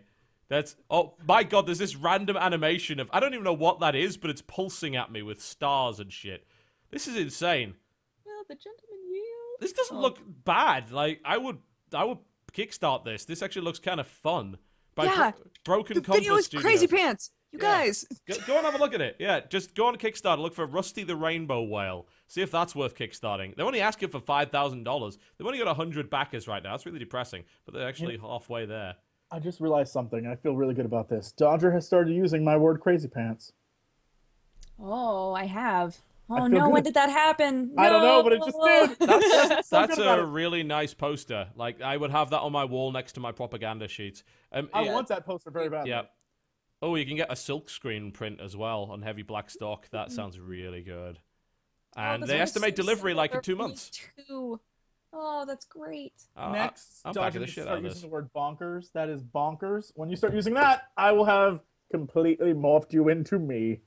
You know what's the other thing that I've picked up from you is garbage. I start calling things garbage a lot. That's okay, because I stole dicks and butts. So when I swear, rather than swear, I say dicks. So thank you. That's the Kickstarter agenda. All right, so it would appear that the missus has gone into my account and tweeted, "My name is TotalBiscuit and I'm a brony." Fuck. No, Jenna, what have you done? I hate you so much, Jenna. Why the hell did you do that? I'm gonna retweet that. I hate you. It's so much fun. Retweet. It happened. Yeah, that would be the missus doing that. God damn it. So I looked at it and I'm like, why is my Twitter account suddenly scrolling at an incredibly rapid rate? Like, my tweet deck actually can't keep up with it. I hate you so much. Yay! Whatever, that's marriage. That's what marriage is about, hating each other until you die. Wow. Real talk with Jesse. You should, oh my gosh, you should start your own, like, version of Loveline. Oh my god, all my ads people, like, call in and tell you their stories. If I had the ability, I would do that. I would do that, and it would be amazing. I'd be like, hey, welcome to Loveline, this is Jesse. And I'm like, hey, my girlfriend's cheating. I'd be like, dump the bitch, next. I don't even need, like, yeah, so my boyfriend, he's really mean to me. That's because he thinks if he's mean to you, he's going to get laid. Dump the bitch, next. That's how I And then you can make shirts that say dump the bitch. No, because it's shirts, it'd be dump that and it would have a picture of a female dog underneath it. Oh, yes. Good idea. Classy. Because I'm classy. Because kids might be reading that shirt. Come on, Kids guys. might Wow. see that, like, dump the dog. I don't even get it. I don't get it. Yeah. There's a bow on the dog, guys. Pick up hints. Jeez. The dog has a giant rack. Don't you understand what that's supposed to mean? This would be a great time for a break, I think. When we come Are you back. sure? Because No, I feel like I'm pretty sure. Okay. I feel like we need fan art of a giant dog with huge boobs. I don't think we need that. Bulbasaurus Rex's like companion, puppy companion. Puppy? Ew. Ew. Ew. I've got my finger hovering over the ad break button. I'm gonna press this shit. Okay. Do it. Do it. Just press it. Just press it. Just do it. Ladies and gentlemen, welcome back to the Game Station Podcast. What are you gulping at? We were looking at Kickstarter, and we came across. Just found the best Kickstarter ever. I found a Kickstarter for something called the Booby Pack. Okay. Which is a fanny pack for your boobs. It's dumb. It's the dumbest thing ever. There's zippers right here under your armpits, and you shove things in there, and then you would be so uncomfortable. It is the worst. No, these are my feelings. You don't this understand thing looks how it works. absolutely terrible. See? I was drawn in by the fact it was called the Booby Pack. You know, I've got this great idea. It's called Pockets. You know, I want to invent a system whereby you could store things in whatever it happens to be that you're wearing around your posterior. I understand the idea of it. It's that every time women work out, they don't have anywhere to put things, so they always wind up putting them in their bras. So everybody's like, oh, well, rather than doing if you go to a that, gym, surely you have a locker, right? So you put it in there. Who wants to pay for a locker? Where they can store the numbers of the men that are constantly throwing themselves at them. Like, here, call me while we're at the gym. They're boobs, of course. I mean, makes sense. But what I'm saying is... But then they get all sweaty, and then you can't read the numbers get anymore. Smeared, and then the guys get offended. So next time you see them, they don't hold the door open for you. They're like, ugh, can't even call me. But this is targeted, I think, at the raver girl, because all the images are of them at concerts and different things, and they're like, I've got to store my pack of cigarettes in my boobs because I want to wear my tight pants and don't need a box hanging out. That's what I've noticed. And then you crush it under your giant man arms, ladies. This is what happened. No, this is the worst idea ever. I've been studying this website thoroughly, and I have yet to find any reason why this should not be endorsed. I want this on every store shelf.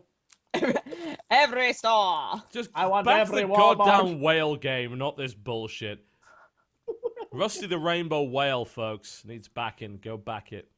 Or you could go buy those. I also linked some My Little Pony wedding dresses.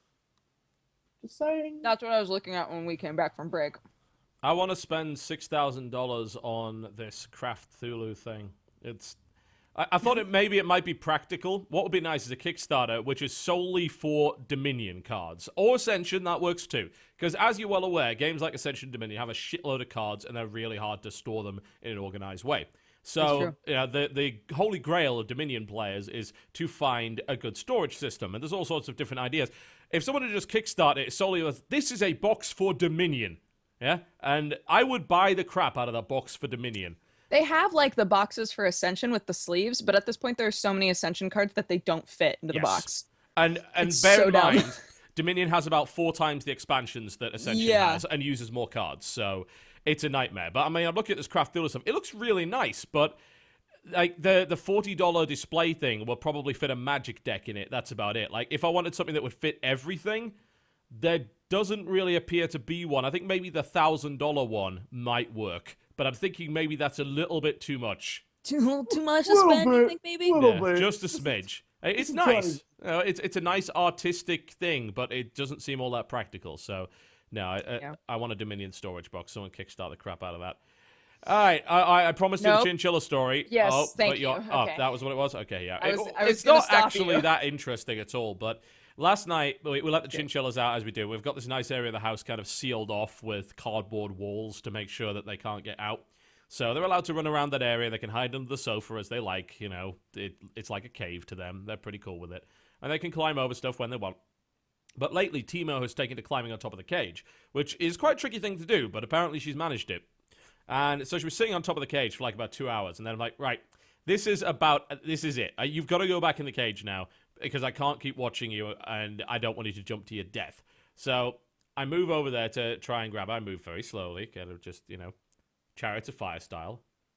And then I try to at least kind of shoo her towards the edge so that she'll be easier to grab. First thing she does is dive behind the cage, which is, it is unfortunately possible to do that. Like, it's right up against the wall, but the way the cage is designed is it kind of juts out a little bit, so you could kind of squeeze yourself behind that cage.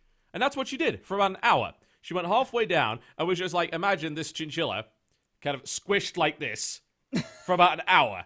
And I'm like, right, this is getting ridiculous. So I got her a piece of cardboard and kind of poked her so she'd go back up. And she kept doing this, going in and out, in and out. And eventually I had to grab her by the tail. And that's the only way to hold the chinchilla. And the reason is because they have detachable fur.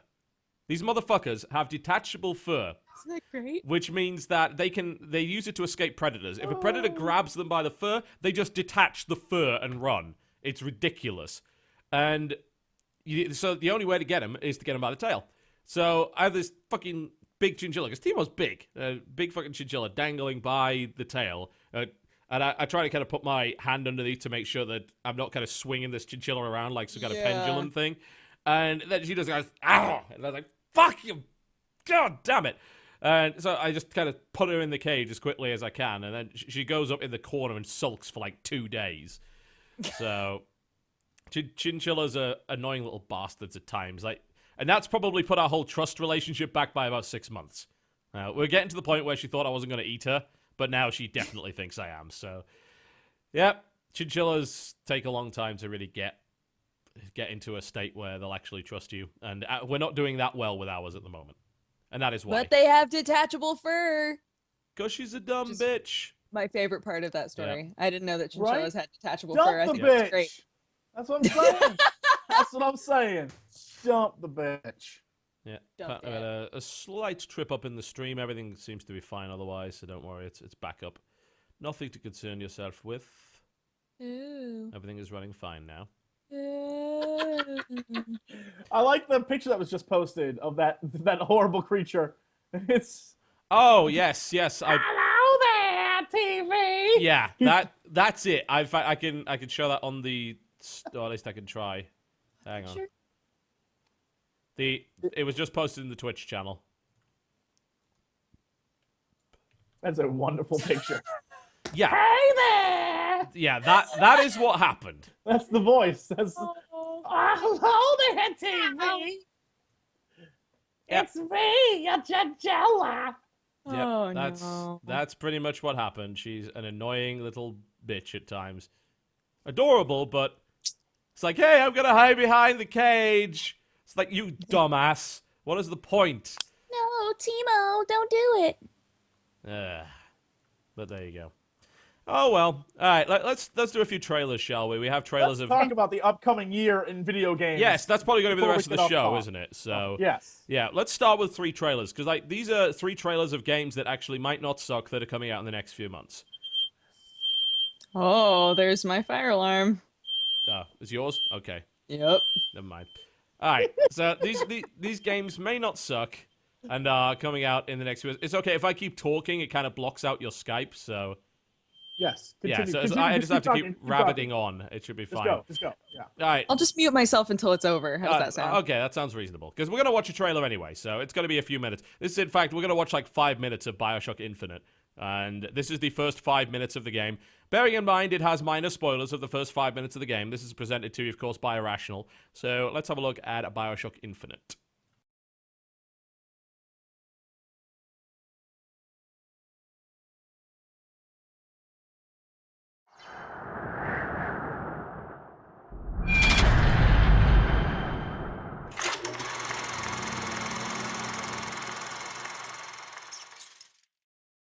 Booker, are you afraid of God? No. But I'm afraid of you.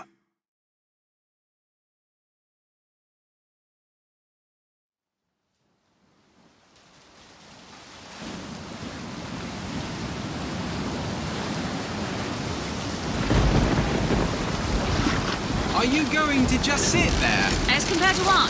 Standing? Not standing. Rowing. Rowing?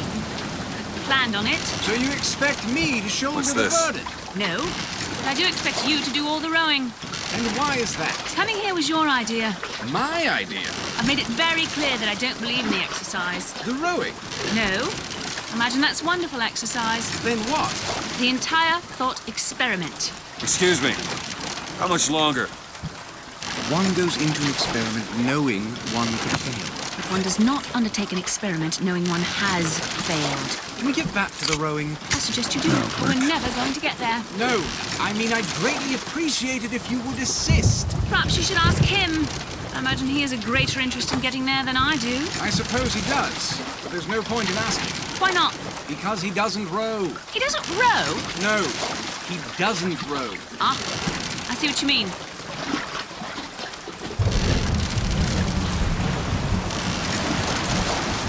We've arrived.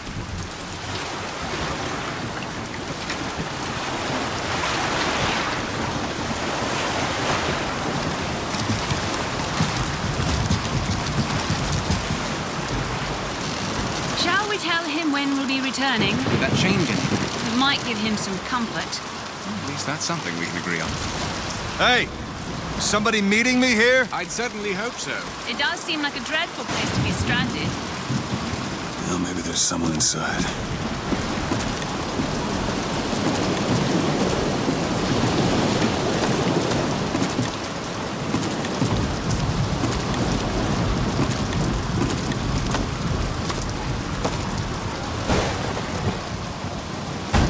Excuse me, it's Booker DeWitt. I guess you're expecting me?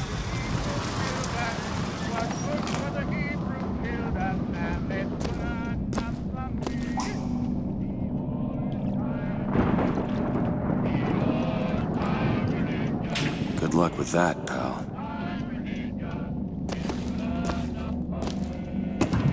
Is anyone here? Hello? When I'm in trouble, it's good when I'm in trouble. It's good when I'm in trouble, and it's good enough for me. The old time religion, the old time religion, the old time religion is good enough for me. Shit. When I am dying, it's good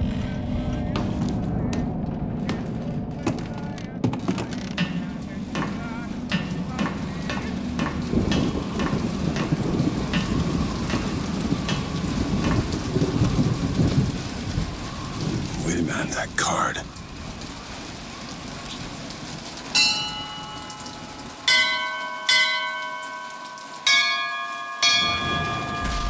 What in the world is...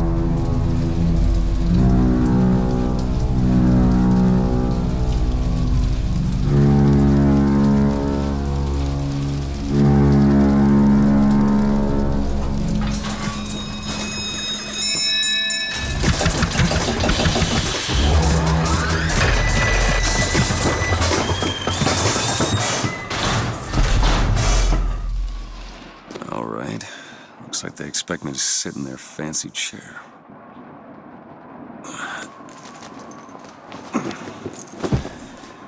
So now... The hell? Go! Make yourself ready, Pilgrim. The bindings are there as a safeguard. This can't be good. No, God damn it! Ascension in the count of 5. Count of 4. No. 3, 2, 1.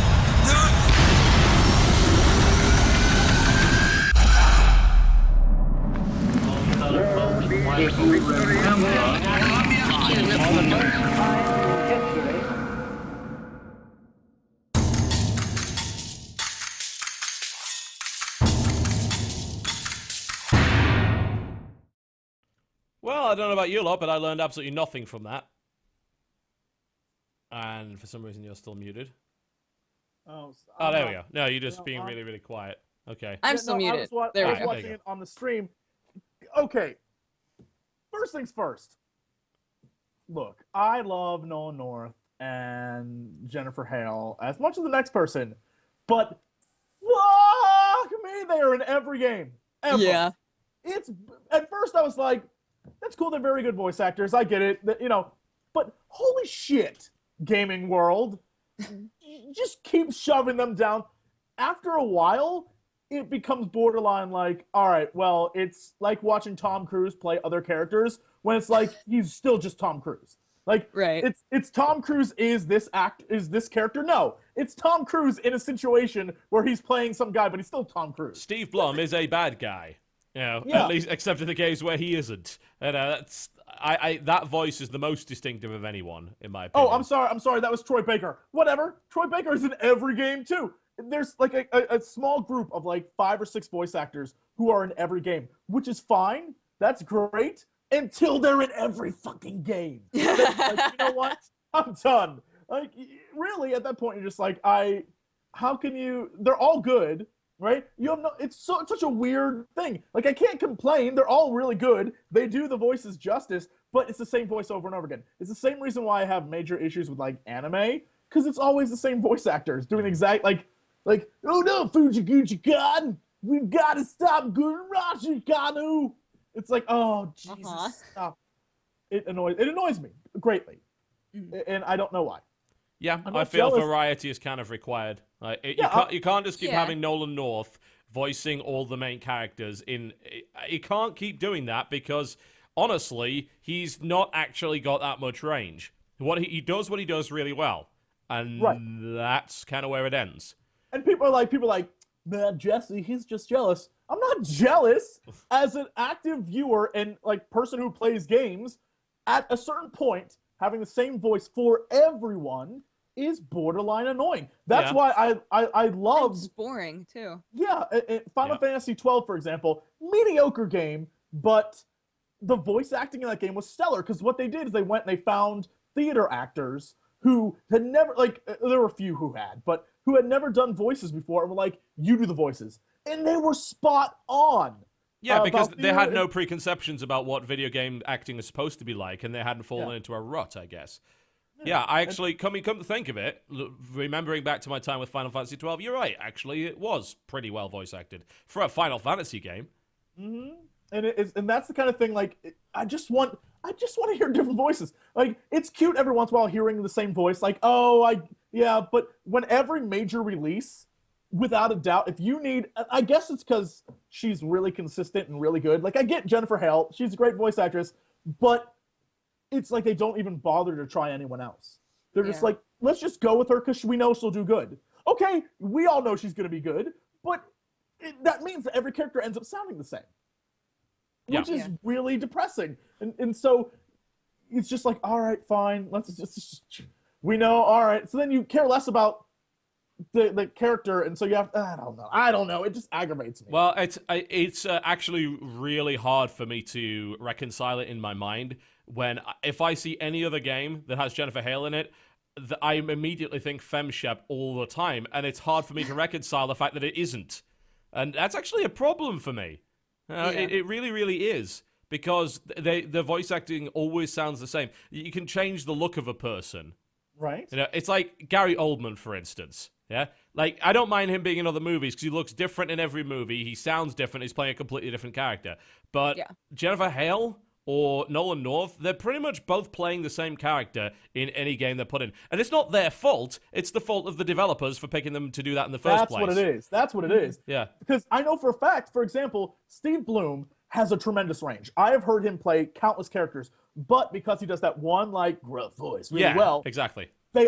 Developers are so stupid that they keep casting him as the exact same character over and over again. He's typecast to hell, Yeah, Jennifer Hale, we need sort of like this in-charge chick or someone who's going to be, no matter what, she has the same voice every time. Because that's what they want. They hear that and they're like, that's who we want to be our character. They never think outside the box because they're all typecast. Yeah, it's really depressing. And then what happens is we then have to hear them over and over again, playing the same characters over and over again. They just look different. And it annoys me. And that's not jealousy, because I will admit I'm nowhere near as good as this, that like weird cabal of like Steve Bloom and Jennifer Hale and Nolan North and Baker and Yuri, whatever his last name is. Like that whole group is stellar. They're really good. But the problem is they are so typecast consistently that every time you hear them, it's the exact same voice over and over again in a new game. It's infuriating to me. And at first it was like sort of like a fun game, like, oh, that's Jennifer Hale, I hear her again. And now it's just like it's Jennifer Hale again. Yeah. You're in every game, woman. Take a break. I will dub different voices for this game just so I don't have to hear you. I will do it. Like it's a shame. I mean, I'm not like mad that they're doing it. It's just a shame that I have, it's there, which is just aggravating. Yeah. Whatever. Some people were claiming that there's like 2 people claiming they were static and everyone else isn't. So like, well, you know what? It's probably on your end. Weird. Then. Yeah, might very well be something that you want to. All my tirades end with static, so it doesn't matter. Whatever. Yeah. You always crash the stream, Jesse. Those watching on the stream, just change your resolution. The chances are that's probably fixing it for you. It's probably only on one of the resolution options. May very well just be an encoding problem on Twitch's end, but again, that's nothing I can do anything about. I could talk about gameplay, but there wasn't any. I could talk about how very, very similar that opening was to the original BioShock without a doubt. Yeah, I kind of like that, though. Yeah. I don't disagree with it. I like that because, like, oh, wow, this is totally BioShock in every way, which is cool. Yeah, and you're going up instead of down. Yep. First 5 minutes, of course, has no gameplay whatsoever. It's fine. That's standard. I can deal with that. Here's the thing: there was gameplay, they just didn't do it. Mm-hmm. I first off, if you saw my expression when you went back live, I was way into it. I was following like. So was I. Like, oh yeah, but the problem is there's so much as a gamer who is a giant loot whore and who constantly explores everything there is to explore, and seeing that room when he first walked in and like all the different like signs, I was like, just stop and look at the sign. What's that damn sign say? I know they were trying to get, right? Just go explore, do something. And I know they were trying to like get you to the point where the like wah wah wah wah wah when the aliens come down. That's what I think was happening. But it's a game about aliens, guys. I don't know if you knew.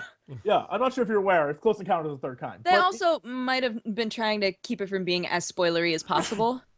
I understand. I get it. It's just that I can't like. It's one of those things where when does this game come out again? I think it's March. I'm pretty sure they pushed it back a month. I was going to say, I thought it was February. Yeah, I'm pretty sure they pushed it back a month. They may have pushed it back to February. All right. Well, because there was so much there that I was really excited about seeing. And one of the things I thought was funny, there are a lot of TB fans here when everyone was like, the FOV is ridiculous. It was humor. I wouldn't worry about that. That's something that is in the options menu that PC Gamer said. I just went to search for it and I found like the most dishonest fucking thing ever. Apparently, a website in the UK called PC Advisor has a review of BioShock Infinite up already, and they reviewed it based on like their 10-minute hands-on at a press event, and they called like, "This is our review." It's like, no, it fucking isn't. You twats. It's your first look. It's your first look. It's not a review. It's not a review. You can't review anything at press events. In fact, that's actually like the biggest reason that I absolutely hate press events is how unbelievably controlled they are.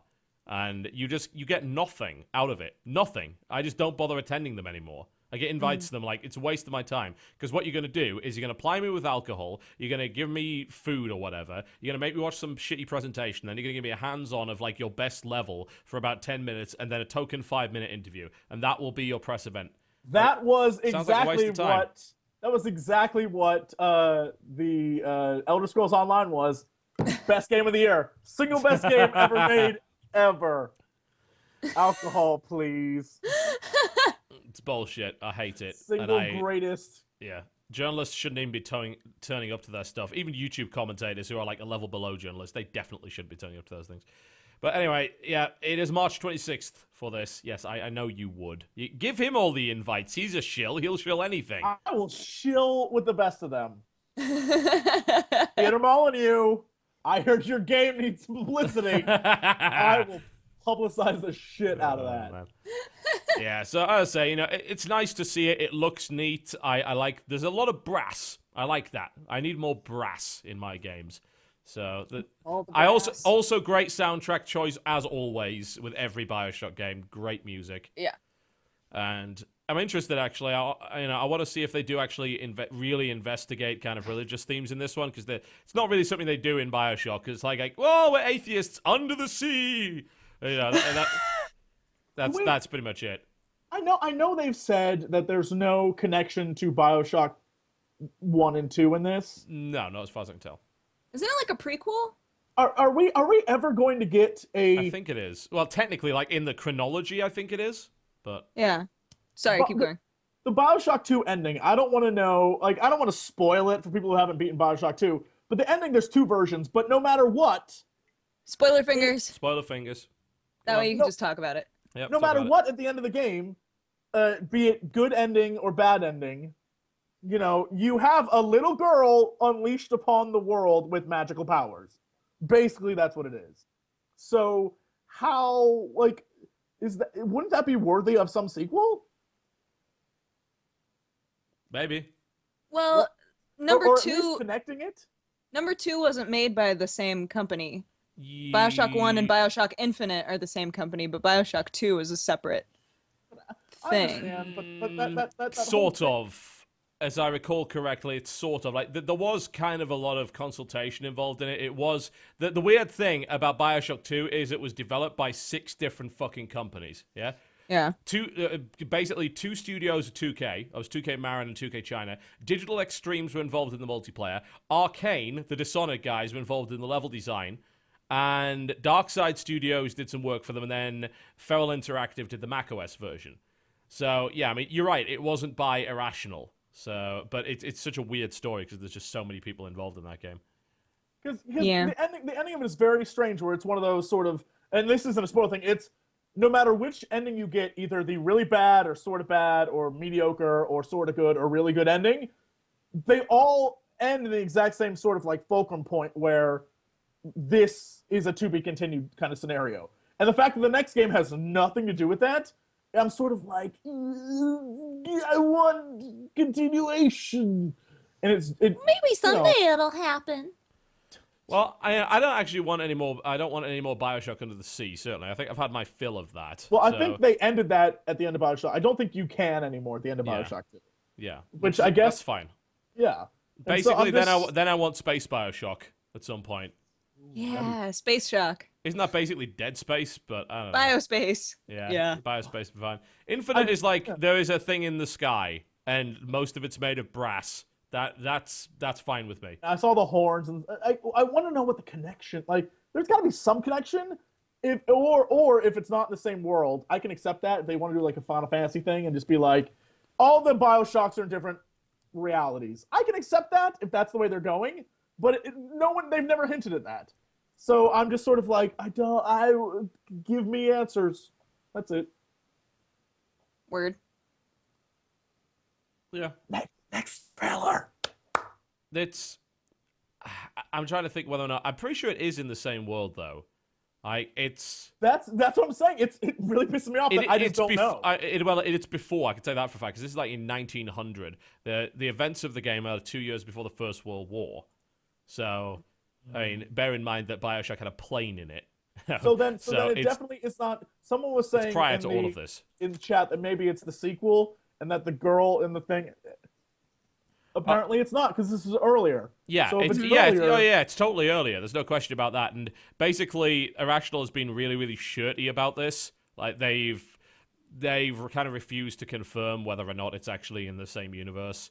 There is a possibility of it, but they're probably just going to not even address it. And that's fine, because the BioShock lore isn't really relevant. It's the whole BioShock idea is that it's stolen, really. Well, yeah. It's some fucked up, weird place that was created with the aim of making a better society, which turned out horribly wrong because everyone was dumb and deluded. And now there's monsters.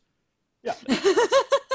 It's like best explanation of it ever. It's like Atlas Shrugged, the what would really happen version. Yeah, exactly. Atlas Shrugged, if applied to reality in any way, shape, or form. Yeah. If smart people went off to go live by themselves, what would really happen? Yeah, that's what it is. Yeah, so there you go. All right, okay, let's move on to the next trailer, shall we? And we're going to have a look at Aliens Colonial Marines. Multiplayer trailer came out last week. This game is also coming out in February, so let's take a look. Peggy 18.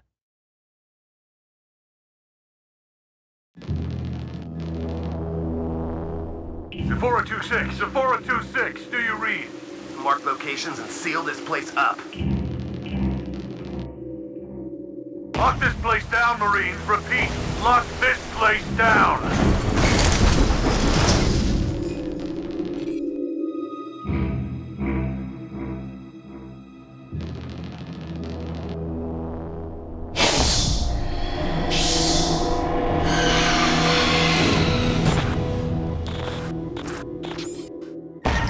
You've got new objectives active. Marines, you don't have much time. Set up perimeter defenses. Look lively. 20 meters and closing. Eyes up, people. Take the well to it. Well is hot. Get that door open. 15 meters. Closing fast. 10 meters. 5 meters. Here they come. Contact. We got it. We got it. Door's opening. Come on, move. Behind you. Hold on, I got you! Dead ahead, closing! We lost another one! They're in the bin! They're picking us apart! Look out!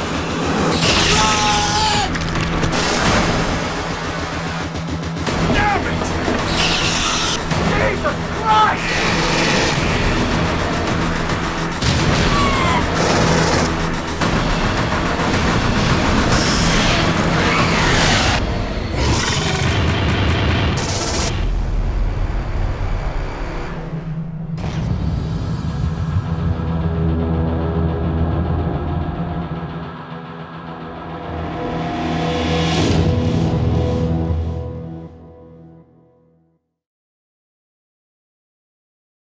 Alright, there you go. Aliens Colonial Marines. That was a trailer for their Survivor multiplayer mode as recently unveiled.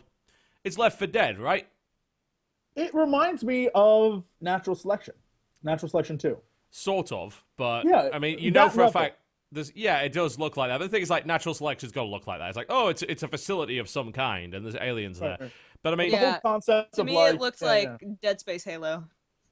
the gameplay seems to be. I would imagine it's kind of an objective-based survival mode. So rather than just kind of being sit here and defend for as long as you can, like say the original AVP games, it's most likely, all right, there's 4 Marines. Now you're gonna have to go do this objective, then this objective, which is gonna force you to move around all the time. Aliens are coming at you. So I mean, it's not an original idea. This has been done by several games in the past, and of course, Left 4 Dead is a prime example of that. And that fits in perfectly with the whole notion of aliens coming to kill you. It didn't mention whether or not this is kind of any kind of versus mode. I think my understanding of it appears to be it's just a 4-player co-op survival. I thought at the beginning they were setting up to be versus because they were like Xenos objectives. Yeah. Right. But then they were like, no, it's 4 of you versus about 1 million guys. I'm like, all right. You're like, oh, okay. Mm-hmm. Yeah, I did wonder if you could like be a special alien and then you just have like the 4v4 and then you switch objectives, kind of like Left 4 Dead, but I don't think that's the case. As far as I can tell, it doesn't seem to really involve that at all. It seems fine, you know. I mean, it's nothing we haven't seen in every other Alien game. You know, we should totally play it. Yeah, of course, absolutely. But I mean, it's just the same Alien shit that's in every other Alien game, which is totally fine. Yeah, it's definitely not. It's definitely co-op from what I can tell. So it's just a 4-player co-op mode. It's fine, you know. That's all right. I mean, it's a nice little mode, but the only multiplayer mode I'm ever really interested in that has Aliens versus Marines is where you play both, because the dynamic there is really that's fun. what I wanted it to be. Apparently, it's got that too. I mean, they do have that. It's just this is the survivor mode, so I guess, Gotcha. you know, I'm much more into that. That's why I think like the original AVP had such a great multiplayer mode, because it had those 3 really different styles of play, and all of them were viable in their own ways, and it was super tense and really cool. Word. February is where you're going to be able to get this one. Looks all a right. lot of games are coming out. January is no man's land for video games. As always, yeah. But February, get ready. A lot of good ones. Yep, a lot of good ones then, and in March as well. And Aliens Colonial Marines is on the way. And let's have a look at another scary space game. We've got Dead Space 3. Another co-op trailer, actually. Adding co-op to a survival horror game. All right, well, let's take a look. Let the evolution begin!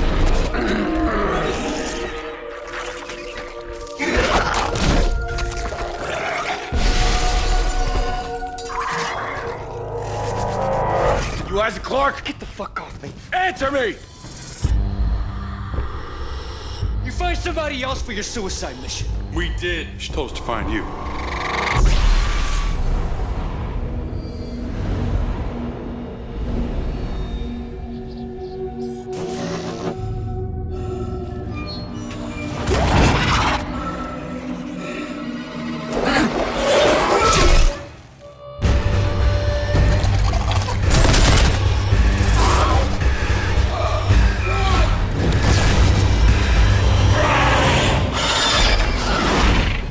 Stay focused. We've got this.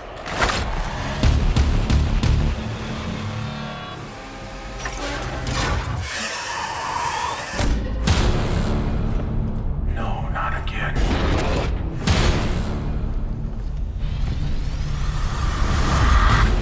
Hey, if you're seeing something that isn't there, you need to tell me, okay, Carver? Whatever you're seeing, it's not real, man. You gotta trust me here. You okay?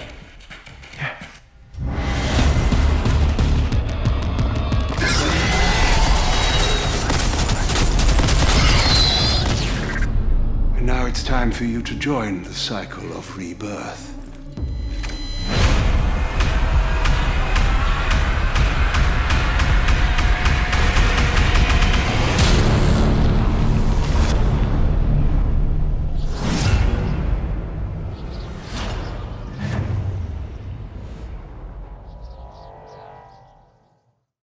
There you go, Dead Space 3 co-op multiplayer trailer.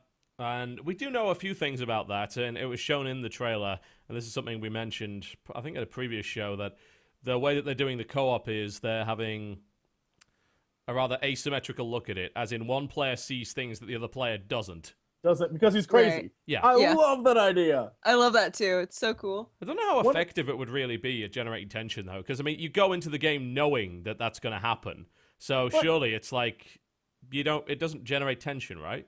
I hope that they don't just keep that, like, it's not just a cutscene thing. I hope it's an in-game thing where you're one of you's playing Isaac, right, running around killing monsters, and the other guy is seeing stuff that isn't there and is just unloading on nothing. Yeah, totally. That would be the amazing. worst. Who would want to play that one? You wouldn't want to be that guy. But you wouldn't know. But none of you would know. And I think playing it online would be even better. And that whole idea, the concept is great if they make it like that. If they make it like Fear 3, where because 2 people are playing and you each have, one guy has guns and one guy has psychic powers, that's fine. But what happens is the scares are all the same. So if someone gets ahead of someone else, they see the scares and the other person completely misses it. And then it's sort of a half a game for someone. That kind of sucked. If they can pull this off with being it where both of you can have 2 different, entirely horrifying experiences, I'm down. I'm down completely for this game. And if they can pull that off, then quite frankly, they'll be the first company to have managed that. Because playing horror games in multiplayer is actually usually not that scary at all. Especially, I mean, co-op. Versus multiplayer can be. I mean, AVP is a prime example. That was fucking terrifying, especially if you're playing the Marine. Like, a well-played alien or predator could scare the crap out of you. Or the Hidden. The Hidden's another great example of where you could scare the shit out of people. But in co-op, don't know about that. We'll see. I'm a little doubtful as to whether they can pull it off. But it's interesting. I mean, at least they're innovating. My offer still stands. Sweet Dodger. My offer. You're more than welcome to play Dead Space 3 with me. Just go spam play the rest of number 1 and then just blast through number 2 and be like, all right, I'm ready. Just saying, my offer still stands. The internet wants to see this happen. I know. I'm just saying. Yep. I would love to do that too. I've been so ornery at this point. Feel like I can't back down. Yeah. In response to the people bitching about showing a Sega-published game, this is TGS, not my channel, so it's got nothing to do with me. He doesn't care if they get sued. Well, it's not even that. It's like, it's my personal boycott. I'm not going to boycott it on behalf of the rest of the guys on the podcast, because they'd be kind of pissed at me. I mean, come on. Jesus Christ. Idiots. Oh, well, that pretty much is Dead Space, and that is also coming out in February, so busy. We've already been doing this for 3 hours. Yeah. Yeah. That blasted by, guys. All that movie talk. I feel like we're all closer now. Chinchilla stories. Yeah. We've done a lot today. Is that what that is? I think that's Dodger's way of saying we're done. I'm going. I just noticed. It blasted by. I was surprised. All right. Well, do we have any more trailers, or are we done? Yeah, that's just done for the trailers, and there's nothing coming out over the next month, pretty much, so there's no reason to really concern yourself with any of that. Which is unfortunate. It just gives you catch-up time, man. I'm going to use it to catch up. I'm going to finish Persona. I'm going to hopefully get into Anno in a big way, and I might even play a little bit of the previous Persona, probably Persona 3 Portable or something. So, and then probably get pissed off because JRPGs tend to have really annoying mechanics in them, and it takes them like 5 games to fix. And I hear like Persona 3's got some stuff that's going to piss me off. Oh no! Because like Persona 4 fixes that stuff, and you just boot it up, and you're like, nah, and just turn it off. That's probably going to happen. I'll probably play a few hours of it, and then just get sick of the fact that it's just not mechanically as good as the next game. So I guess I'm waiting for Persona 5. The rest of you, but yeah, so it's I like it. Be. Alright, well, what's going on in the channel this week then? Or is there anything? Because I don't know about you, I'm kind of chilling out really until the new year. I mean, I'm just doing my normal nonsense. Gaming news Monday, Wednesday, Friday. Gameplay stuff. I'm still playing Lucius and Testament of Sherlock Holmes, and then on Dexterity bonus, I'm doing a vlog. So, that's me. Cool. Jesse, what are you doing? No, quite literally, what are you doing? He wants to read us something. Okay. Before we go, I want to read you something. All right. It's from my trivia for the toilet book. Mm-hmm. But no, this week has been pretty lax. I mean, I pre-recorded stuff, so I pre-recorded and then sort of, so you have at least a video day to watch. But since I'm out of town, I can't really record anything. So you know, but I can read trivia from the toilet. The reason firehouses and most olden-timey buildings have circular stairways is from the days of yore, when the engines and various other things were pulled by horses. The horses were stabled on the ground floor and would figure out how to walk up straight staircases, so circular staircases were needed. What? Interesting. That's pretty cool. For the toilet. Trivia for the toilet. That's pretty cool. 10 out of 10. The more you know. So, the classier version of that, by the way, is the QI book. Yeah. Oh, QI. I got that on my Kindle, and I read that constantly. It's great. But no, that's pretty much it. So, literally, the minute we're done here, I'm gonna make live another Dead Space. So, for those watching live, have fun with that. If you're not, you've seen it, or you just don't care. So, yeah. Yay. What am I doing this week? Probably not a lot. I'll be doing a little bit. Ooh, I forgot. Actually, there is a game coming out in January that I care about. Uh-oh. DMC? Shut up. No one cares about that. I'll play it on PC and I'll see if it's any good. I'll try it out. Dante sucks. It's probably I'm not keen on the new Dante. The new Dante's in PlayStation All Stars and he's awful. But there is a game that I do care about, and it's a level 5 game, and level 5 is amazing. And like pretty much every JRPG I've played that I've enjoyed has been made by level 5, and that is, I believe it's Ninakuni, the Wrath of the White Witch. It's the art style it's the guys who did Spirited Away, if I recall correctly. Really? They're the guys doing the art, and the actual developer is Ghibli level 5. Game. Like, Yes. Studio Ghibli did all of the art for it. Yeah, and level 5 is level 5 are fucking phenomenal. So they're the guys that are doing it. They did Professor Layton, for those who don't know. They did Inazuma 11, the ones that they're getting sued by Sega for having the audacity to have touchscreen controls. Yeah. I believe they were involved in Dragon Quest. Yeah, they did Dragon Quest 9. I believe they did Dragon Quest 8 as well. For PSP, they did Jeanne d'Arc, which is an amazing game. They did Rogue Galaxy, which is probably one of my favorite JRPGs ever, and has Steve Blum as one of the main characters being a pirate in space, which is, well, quite similar to other roles he's played. They also made Dark Cloud and Dark Cloud 2. What so, is that? Yeah, those guys are phenomenal. So Ni no Kuni is on its way January the 22nd. It's PlayStation 3 and Nintendo DS because, that's a weird combination of platforms to put it on. But why not? Yeah, it's already out in Japan in fact, it came out apparently 2 years ago on DS. Holy shit. In Japan, but it never got a release in the US or Europe, and now it's coming to PlayStation 3 in January. So, dude, it's pretty Phoenix cool. Wright versus Professor Layton is out, and I want it so bad, but it's not here yet. Japan? Yeah, God. Didn't they say they weren't going to bring that over, or have they changed their mind? Bring it here! I would play it! 3 hours ago, we just got done saying that Japanese don't care. And they're like, we do what we want. Now you're like, but Japanese, please! Well, no, I mean, that still goes to the same thing. Care. The problem is they don't care, that has no US It would make so release much date. money. People love that nonsense. And then it's that nonsense versus that nonsense. It would be brilliant. Yeah. That nonsense. So Level 5 actually ran a Facebook poll for Professor Layton versus Ace Attorney as to which title are you the most interested in having localized. Like, that one won by a landslide, but they still haven't announced a release date. So there's no confirmation of that whatsoever. Fuck.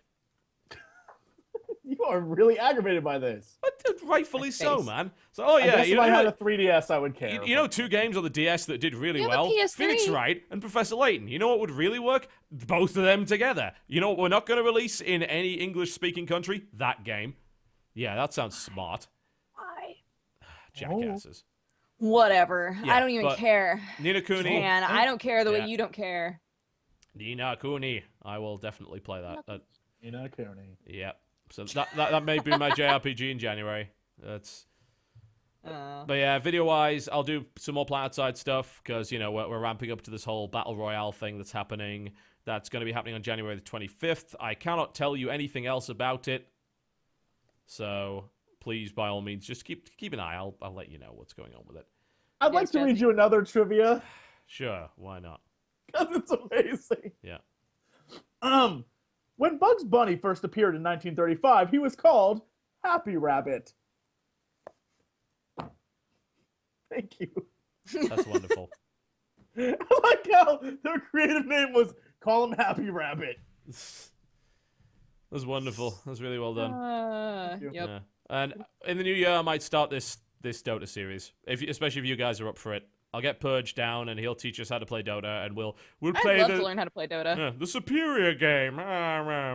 It's like, I'm still not really sure if I like Dota more than I like League, and it's kind of, but whatever. It doesn't really matter because at the end of the day, it's video games. They're not actually that important. So I like how chat was so pissed at me. Chat was like, "Really?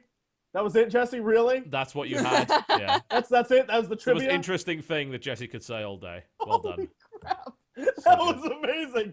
They were really offended by that. You're welcome. All right. That pretty much about wraps things up, I think. Yeah. So thank you very much for watching. I'd like to remind you that you can follow us on Twitter. I'd like to remind it... Well, actually, no, I'm not going to say that because that would make me... People are only going to construe that as me being a dick, so... Let's just say I reached a good amount of followers that was more than some other guy that I've been competing with for the last couple of years. So I'm pretty happy about that. It's his fault. He trolled me like 2 years ago. So, like, my long game was, I will eventually pass you in Twitter followers. So, fuck you! You did it! It only took 2 years to get back at him. See, he pulled a long con. He was in it to win it. He actually didn't give me he didn't give a shit. But, Anyway, yeah, you can follow me on Twitter if you so desire. And that is at TotalBiscuit. If you want to follow Dodger, that's a Dex bonus. If you want to follow Jesse, that's Jesse Cox. And OMFG Carter, I believe, is the channel Twitter. My channel Twitter is Cynical Brit. So if you essentially want channel news without any bullshit, that's a good one to follow. And I don't read that one, which means I won't angrily reply to you. That's maintained by someone else. And Dodger, you don't have a channel Twitter yet, right? I do. Do you? Yeah, it's hard to continue with the 2, but I haven't used it. Okay, so don't even bother. Right. Don't. If I wind up using it again, I'll let you guys know. Thank you. Sounds like a plan. So sweet of you. Welcome. Our channels are down there. There you go. You can also check out my StarCraft 2 channel. I actually have content on it for once. YouTube.com/TotalBiscuit. It has the entirety of the House of the Swarm tournament, including the FFA, which Husky participated in. Well. And actually came in second. Spoilers. Really? But, wow. yeah. He came in second. He held an attack by the GSL Code S semi-finalist. We're not really sure how that actually happened. Is awesome. Yeah, that was really, really fun. I'm gonna go tell him he's kind of a baller. Oh, well, we recruited him. He's now the captain of the Axiom B team. He's also the only one on the Axiom B team. So he got me Pocky. So Pocky's good, man. It's delicious. Don't inflate his ego. He's already more self-righteous than he should be. Yeah, he got really pompous after that. It's like, I came in second. It's like, you realize that people were just like leaving you alone because you weren't a threat, right? But hey, there you go. He still got second, yeah, TB. He got second place. It's legit. And I think that pretty much covers it. So also remember to check out the Game Station if you happen to be watching that. I'll be editing this show, so God knows when it's going up. But it's like, if you saw this next Thursday because I just uploaded it, it's because I'm horribly lazy. Just letting you know that. Well, no one's in the office right now, so yeah, I've got to edit. I've got to do the conversion on it, which like only works half of the time. So I'll do my best, ladies and gentlemen. I will do my best to make sure it works out. But I think that pretty much concludes our show. Thank you very much for watching. Hopefully you guys had a great Christmas. Thanks, guys. Are we doing one on the 2nd of January? Are you guys actually doing anything important on New Year's Day? I'll be here. I'm not doing anything. On the 2nd of January, nothing happens the 2nd. If you said the 1st, I'd be like, it ain't happening. Yeah. All right. Well, we may have a show on the 2nd of January then, so you may be seeing us at the same kind of time next week. If you happen to watch the live show on twitch.tv/TotalBiscuit, which is always on a Wednesday at 3 p.m. Eastern, that being at 12 midday in the Pacific, and 8 p.m. British Standard Time, or GMT, 9 p.m. Central European Summertime, 10 p.m. Eastern European I have another Summertime. fact! I have another fact! Oh, God. Okay, Jesse, go. Do it. More people are killed annually by donkeys than die in airplane crashes. I've said this like 5,000 times. That is like the most common fact ever. Most humans can guess someone's sex with a 95% accuracy rating just by smelling their breath. Who participated in that? A bunch of pervs. What? Is the simple answer to that. Breathe on me. Dicks. Butt.